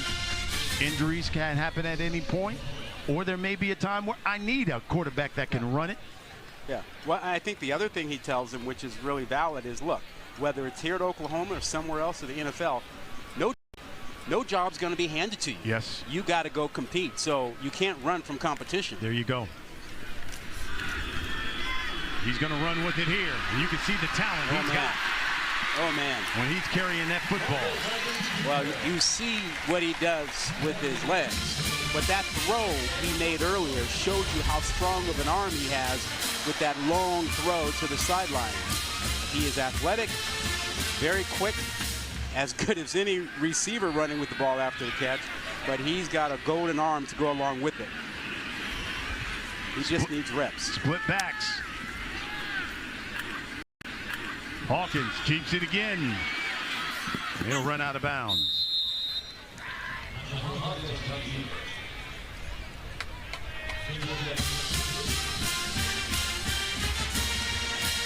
He has a younger brother, Malik. They're basically 1 year apart, a little bit more than that. And he's a 4-star. He committed to Oklahoma as a defensive back. That might help the theory of his brother Michael, the quarterback here, sticking around Oklahoma. On the ground. This is Franklin.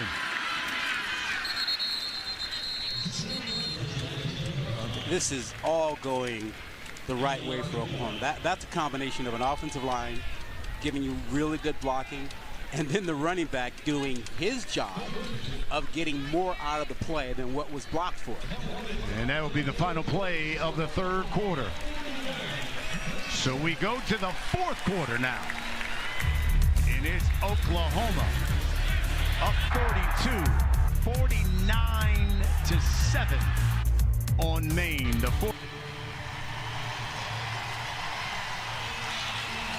And we are back here at Oklahoma. It is 49-7. The crowd's still in it. We're still in it. We still got energy. Hey, you're talking about the two quarterbacks, Michael Hawkins now in the football game.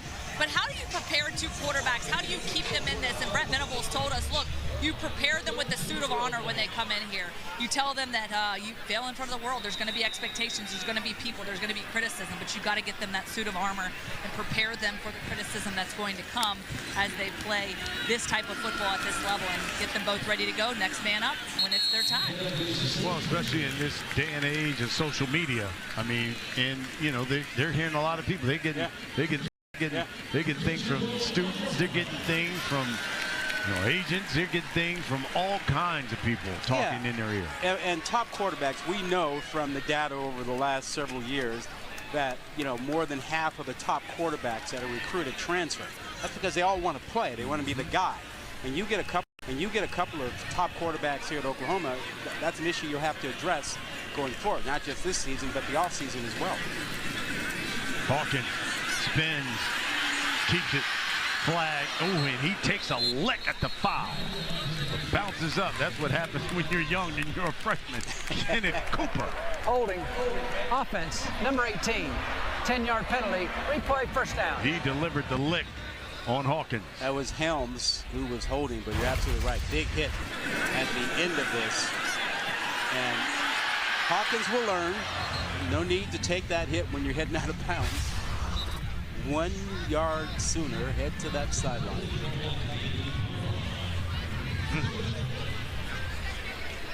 Yeah, that look is painful as you would expect. Backs him up to the 19, still first and goal.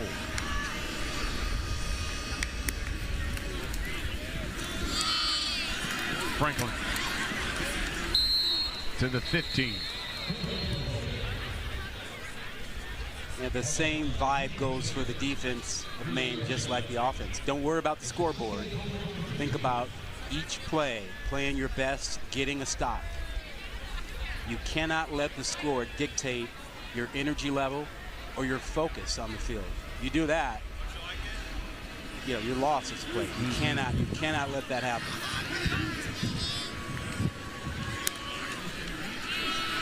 Hawkins swings it out to Franklin. One-handed grab. And he's knocked out at the 6. We are seeing more one-handed catches in college football this year and last year than ever before. The talent level, the skill in the college game has increased dramatically. And some of that is due to the fact that, the last few years we've had guys who started playing 7-on-7 and they were 12 years old. They're really comfortable catching the football. 3rd and goal now. Hawkins looking to the end zone. That one's too hot and behind Zion Kearney.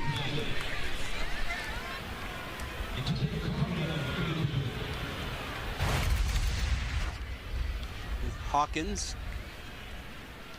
staring it down. Kind of a interesting kind of finish to his throw. Kind of jumped with that instead of striding into it. He had plenty of room to step into that throw. Instead, he kind of jumped and let it go. So here's Jack Schmidt. This one will be from 24 yards out. He's been perfect on the season when it comes to field goals. And he's still perfect. 50-piece by the Sooners over Maine. There's the interim offensive coordinator there with the beard, Joe John Finley. Take a look at what Oklahoma's done in the first 4 SEC games compared to what they've done here the past 2 weeks, Rod. Well, if he's auditioning, you'd have to say the audition is going very well. Last week, you saw the improvement with the rushing attack. They still had trouble protecting the quarterback. Today, the rushing attack has really shown up. So, 2 weeks, if you want improvement, you've seen the improvement. We'll see where this goes the next couple of weeks, but I'd say that Joe John Finley is off to a good start as the OC. Let me ask you this. You know how the expectations are for this fan base. You think this fan base has the expectation that after the season, Oklahoma goes looking for the biggest name offensive coordinator, or do they look at what Joe John Finley has done and go, oh, we'll be okay with that? I think probably they'll start outside to see if they can get, like you say, a big fish. But he certainly has delivered here thus far. Keep in mind, this one's against an FCS school, so you would think they would put up big numbers. Peavy throws. That's over the middle and complete. And Finley is an Oklahoma guy. I mean, he played here. Coaches here as an assistant coach, elevated to OC when his good friend Seth Luttrell was fired. So he's a program guy. And when we asked him about auditioning, he was all shucks, I'm trying to do what works for the program.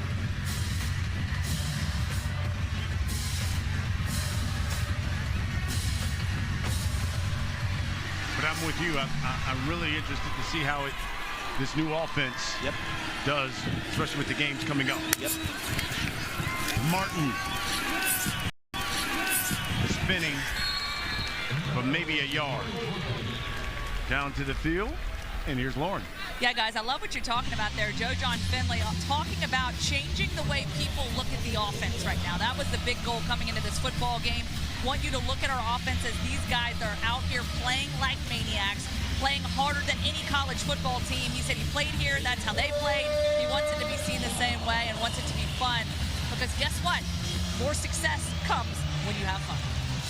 Well, I think that's right, Jimmy, but I don't think fans are going to come away with that feeling. They're going to wait and see next week and the week after that. 2nd and 10, there's a first down. Joe Gillette makes the catch, and Joe Gillette, haven't mentioned him much at all today, but what a story. He's the graduate senior out of Ohio, a young man who's battled Hodgkin's lymphoma twice. A couple of battles with chemo, radiation. He also had a stem cell transplant, and yet still playing. His mother, unfortunately, passed away of cancer this past March. He has been such a leader and inspiration for this Maine football squad. Maine takes its first time out of the half. Well, we have the utmost respect and admiration for him and how he inspires others. I mean, you know, we're guys up here in the booth who've been through that. We know the battle that he's gone through, and what he's done has just been phenomenal. He is an inspiration for the team. We'll be back. 11 minutes left here in this football game. It's time. Both come in at 4-4 on the season. Oklahoma looking for their 5th win and trying to become bowl eligible. You know, this game is no reflection on what Maine can do for the remainder of their season. You know, they've already knocked off a couple of ranked FCS teams. They have the ability to win a number of games throughout the remainder of November. They go with the end around. Trevor Ewing spinning. And he's got a first down for the Black Bears. Thinking about Carter Peavy, the quarterback who came over from Mercer, grew up in Georgia, played college ball in Georgia, and decided for an extra year he was going to move on over to Maine. Can you imagine going from nice, warm Georgia to spending a winter in Maine? Yeah, how about that? He did that. He did that. Got married in December. Honey, we're moving to Maine. Fake the end around. Throwing downfield. Looking. And caught. A grab. Joe Gillette. Wow. What concentration. What a grab. They call him, nickname him the Jet, and that's why. He was draped in coverage. It didn't matter. Focus, concentration, and a perfectly thrown ball by Peavy. He's one of the leaders for what he's battled to stay onto the field, but when he's on it, he delivers for him. 3 tight ends here for the Black Bears. 1st and goal from the 5. He beat Jacob Johnson on that long throw. End around, Laughlin, jet sweep, touchdown. The redshirt freshman with his first career TD.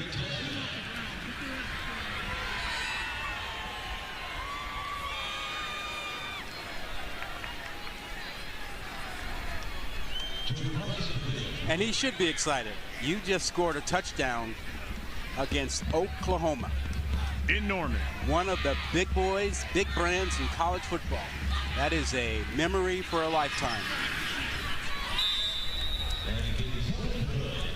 Extra point is good. Watch the freshman come off the edge, get the handoff, power his way for 6. 52-13 here in Norman, 14. We're back here in Oklahoma. 52-14. Maine just scored, setting up that touchdown. Joe Gillette with the catch there. And what a fighter he is. We talked about his 2 bouts with cancer, went through chemo treatments, and just kept fighting. His mom, she lost her battle to cancer in March. He went home for a few weeks, but he just came back. He continued to show so much resilience. And guys, he's not the loudest one in the room, but he will outwork you. He's diligent, meticulous, and though quiet, when he makes a play like he just did there, the entire team erupts. Everyone rallies behind him, and everybody wants to be just like Joe. Well, listen, he transferred in from Lafayette. He was a preseason All-CAA honorable mention. And you're right, they love his work ethic. They say if you've got to work, and they've got a workout schedule at 7, he's in at 6 already. Hitting the weights, doing what he has to do to get ready. And he really was the guy who made the big plays on that last drive. Yeah, and it was a remarkable catch. He was well covered. The concentration while he had a defensive back on his back, he still went up and pulled that ball in.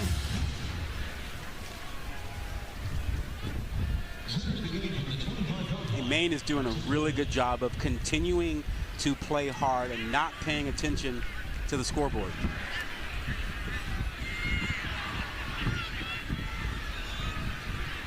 Xavier Robinson, one of the running backs now for Hawkins. And Hawkins looking to air it out. And overshoots his receiver. Yeah, he's going to learn that with a guy on the outside, with that kind of speed, you have to give him a chance.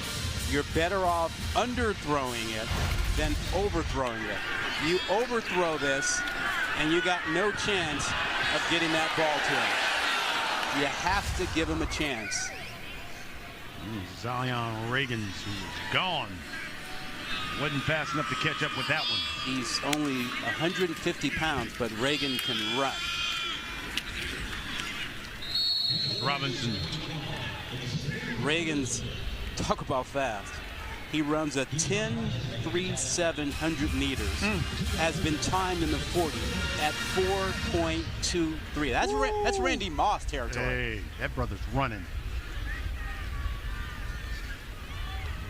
Do it again. Send him again. Absolutely. 9 minutes left. That's a first down by Xavier Robinson. 9-yard pickup. I still think, and this is not pouring on points, in my opinion. I do think that it's still early enough in the game where you need to get these receivers, some work. Because what's happening the next 3 weeks is going to be pretty serious for Oklahoma. Over 600 yards of total offense for the Sooners.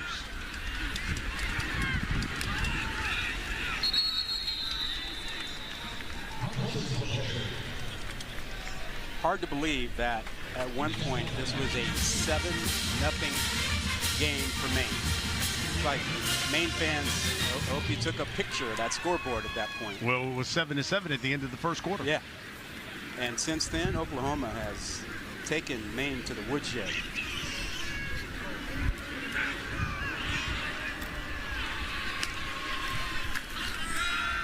Hawkins swings it out. Robinson. Inside the 15. He just ran through that tackle.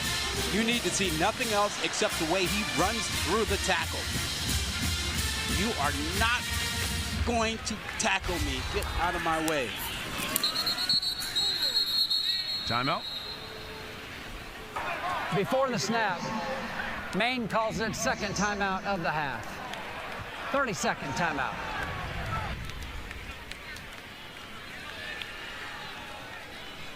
Well, after this is where it gets a little hairy for the Sooners. You talk about trying to get 6 wins and become bowl eligible to keep that streak alive.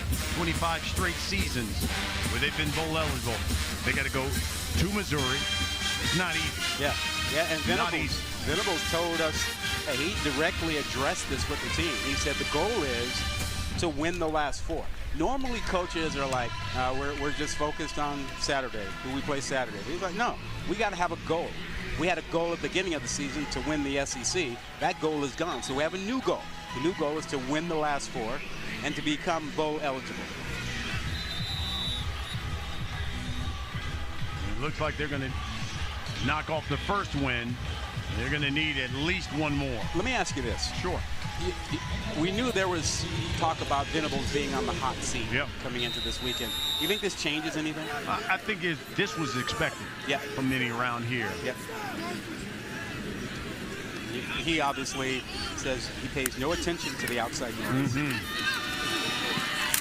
Robinson puts his head down, runs over a black bear, and he's brought down. And remember, Venables was in this situation year 1 when the defense was awful. And then he took control of that, and they responded with a pretty good second half of the season. Last year, won 11 games. So he knows what to do in these situations. 6-7 in his first season. As you pointed out, his second season is when everybody said, okay, we got something here, because they went 10-3 last season. Yep. And before getting the job, this is his 3rd season here in Norman. I remember he was, for 9 seasons, he was the DC at Clemson. And before that, 13 seasons here under the visor, Bob Stoops. Yeah, and in this day and age, things change. As you mentioned, they came back this season without an offensive lineman or tight end who played. Robinson puts his head down and driven back as he hits the goal line touchdown. First career touchdown for the freshman. Well, he earned the right to get that touchdown with the way he broke that tackle on the swing pass. Only appropriate that he finishes this drive off. He's a hard-nosed runner, lowers the shoulder.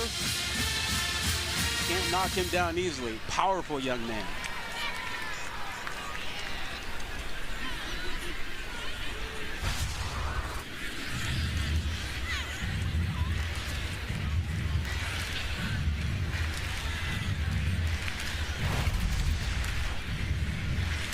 And take another look just to review, as they do with all scores.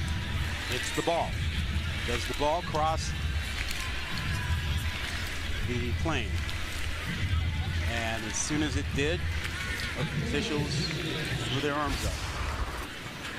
You gotta love what Robinson has done, the true freshman out of Yukon, Oklahoma.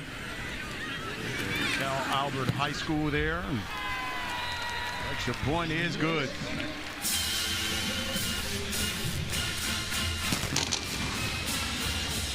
.59 now, 14, Oklahoma. If you're Oklahoma, everything you wanted, hoped to achieve in this game has happened. Outside of the opening drive, your starting defense played really well.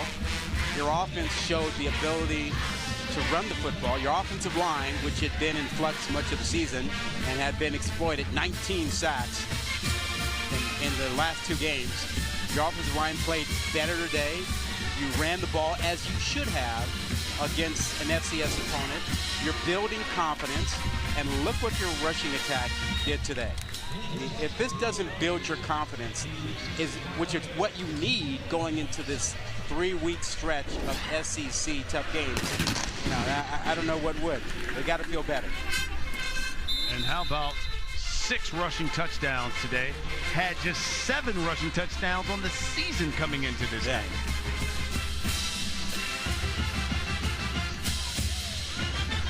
And then, as we like to say, it gets real. Yeah. It gets real. You're right.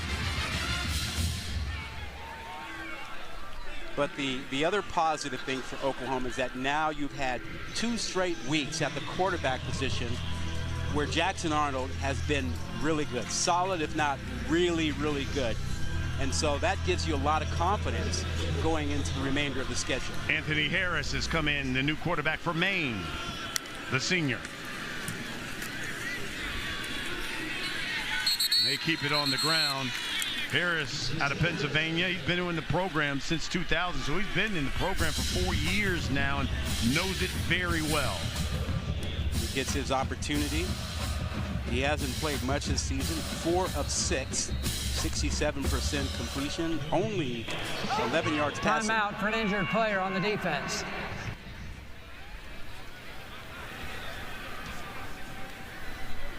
Injured Sooner.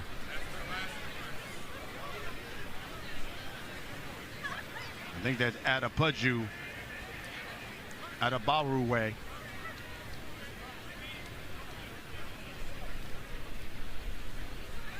They call him PJ, and he, with a little help, is going to limp off.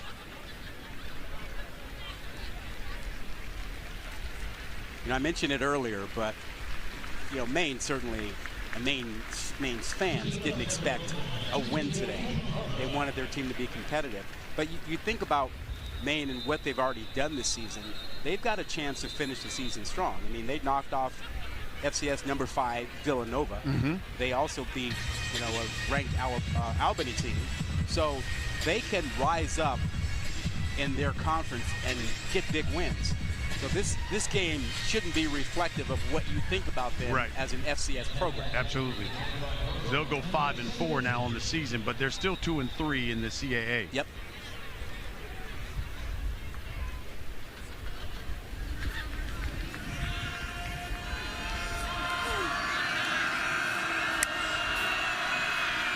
Harris throwing, and that's complete.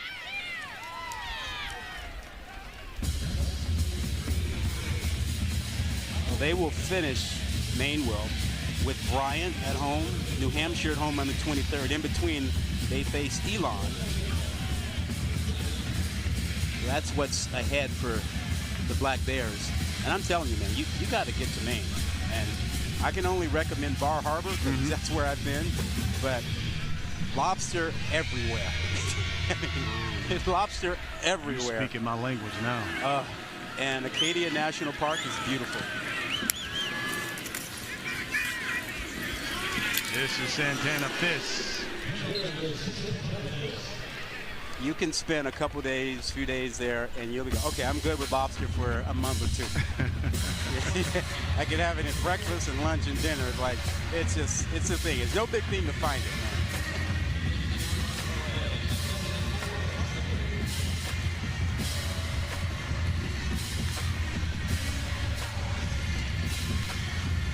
You got me fiending for a lobster roll right about now. Yeah. Man, all I'm thinking about. Mention that. And you know, you do it without the mayonnaise. Just do the straight one, a little butter on the roll. You're good. Okay. You're good to go.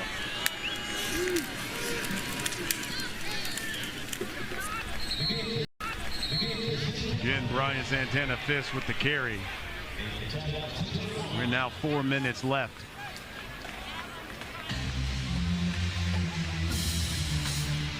I love when we were talking with Coach Venables too about, you know, the hot seat and stuff that he had heard around here, and he said, listen, I'm a winner. Yep. I know how to develop players. Yep. And I know how to win. And that's what I'm going to bring here to Norman. Well, people forget he got a contract extension after last season. So he's not leaving without somebody writing a hefty paycheck. And I don't see that being an issue here. Yeah. I mean, this program has been built on stability over the years. You know, Bob Stoops, Darius Switzer. You know, so I don't expect there to be much of a push for anything to change with this staff, other than the whole issue of who's going to be the offensive coordinator next season.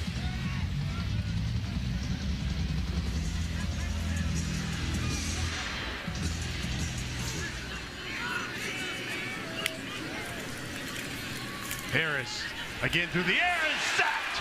Third sack of the night for Oklahoma. Devon Sears comes up with that one. Yeah, only the third sack, but there's been pressure all day. And Sears is a fifth-year senior out of Detroit, Michigan. Transfer from Texas State. Timeout, Oklahoma. Their second of the half. 30-second timeout. You know, we talked about Montego Moss, the son of Randy Moss, and how important he's been to the offense for Maine. Oklahoma did a tremendous job of shutting him down today. And part of that was because of what the front did with the pressure on Petey most of the day. But the back end did its job too. You know, this was a day when Ross was held to, 2 receptions. And he was the team leader. He's a guy who's their difference maker. And there weren't many opportunities to get the ball to him.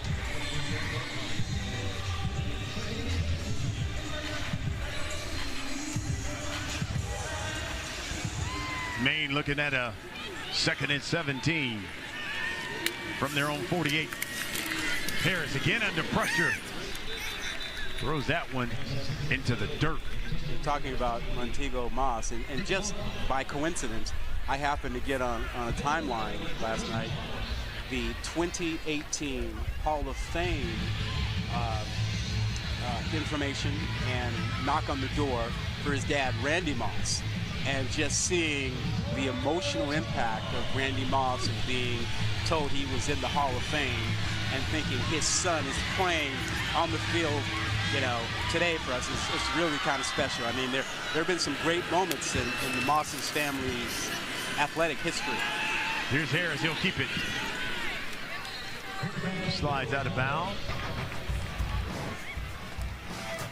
at left of 42. You take a look at what Montego had done compared to what his father could do. The catches eerily similar. Yeah, I love seeing Randy Moss at Marshall wearing the Final Wicked charge, Witch timeout, of the West, you know, striped socks, green and white, and then running by people. And thinking, how does this guy at 6'4" run under 4'3", 40? He was toying with guys in college. He toyed with guys in the NFL. He did.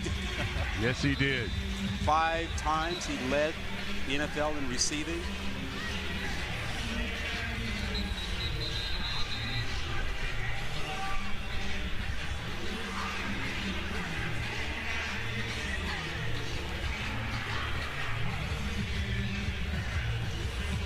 Fourth and 7. Coming here from Maine. Final 2 minutes of the game.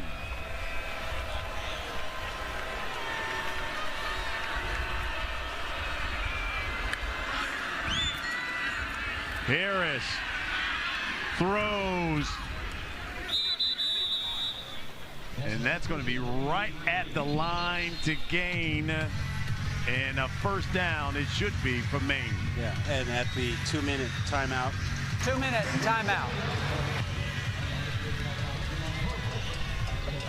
1:58 left in this one. Oklahoma on their way to victory.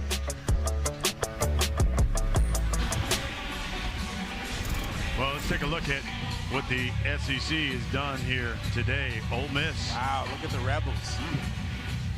Of course, Florida and Georgia, that one's a heated rivalry. You come your way around 3:30 Eastern in that A&M South Carolina game in South Carolina, too. How about the season Vandy's having? Yeah. Vandy will get you.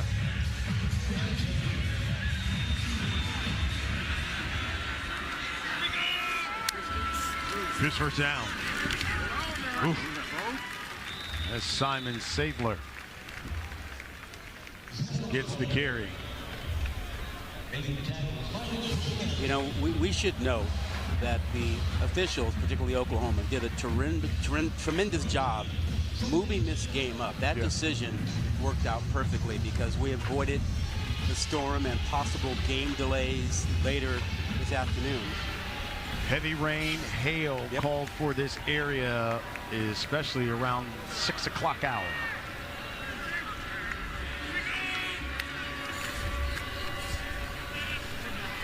Harris hit as he throws it and picked off.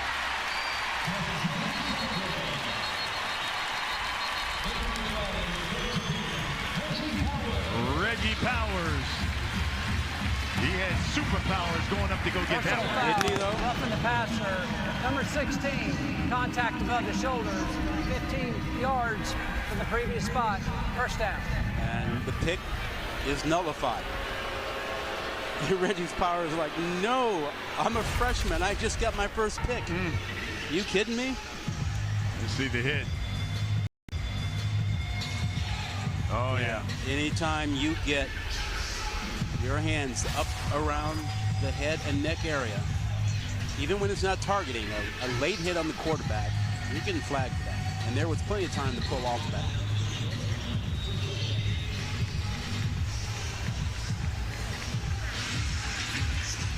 So first and 10 from Maine. The drive continues. Now at the Sooners 20. How do they get the ball in the end zone? That's the focus. Oh, a little pop pass coming around. And that was blown up.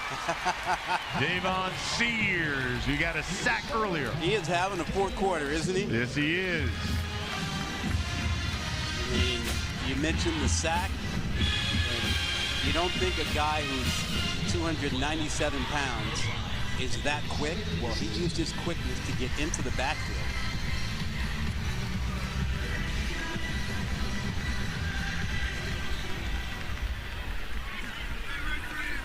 This might be the last play.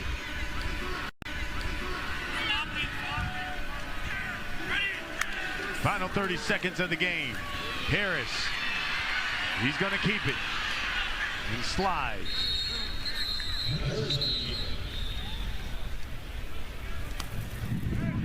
Maine takes their final timeout of the half.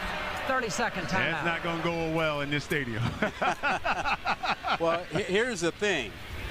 There's sort of the gentleman's agreement that, hey, you run out the clock, no problem. You start calling timeouts and try to get that last score, well, now we're free defensively to take our shots. So if this is going to be a pass play, Oklahoma's probably looking at we are justified in bringing the heat, bringing the house. Now, if you call the timeout just to take a knee, okay.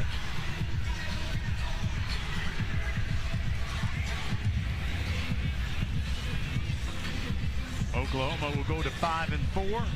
Maine will drop to 4-5 on the season.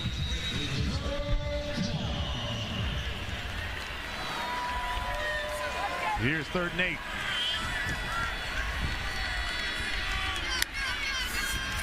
And they're going to go to the end zone, and that's incomplete.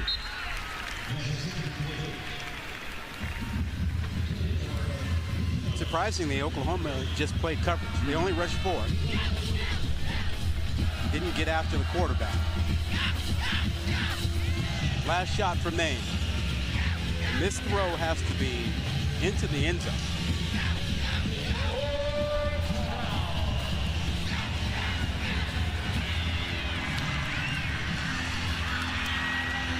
Here's 4th down.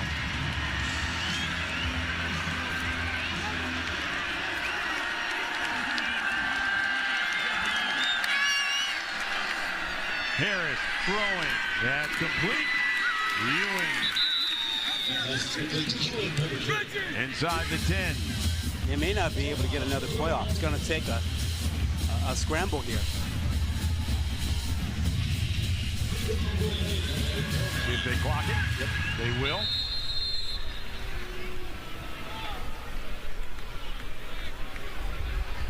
Depending on what they do here, they could actually have 2 shots at it. If they toss the ball or throw it quickly, they could get a second play. But if Harris runs around in the backfield, the clock is going to run out.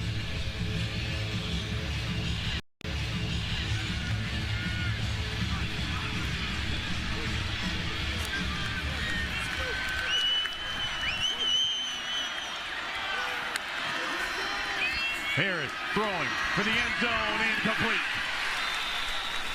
He was looking.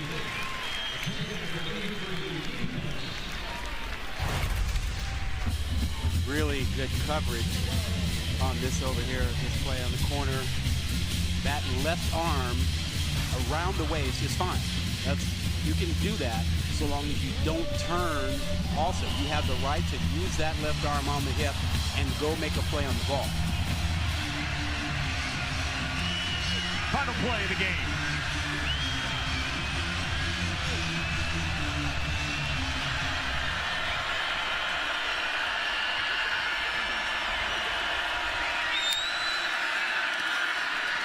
Harris flush.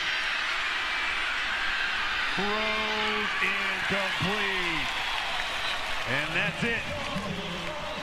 Oklahoma, 665 total yards of offense, 381 come on the ground, 6 rushing touchdowns. Davion Barnes, career high 203 yards rushing, 3 touchdowns. Oklahoma now 10-0 against FCS program. They accomplished exactly what they wanted to today. They got some positive reinforcement on the offense, ran the football, got their quarterback Arnold going. The defense did its thing. So perfect day for the Oklahoma Sooners. Oklahoma has now won 49 straight against non-conference opponents who are unranked. They'll have 3 against the SEC coming up. For Rod Gilmore, Lauren Sisler, I'm Brian Custer. Thanks for watching. Goodbye from Norman.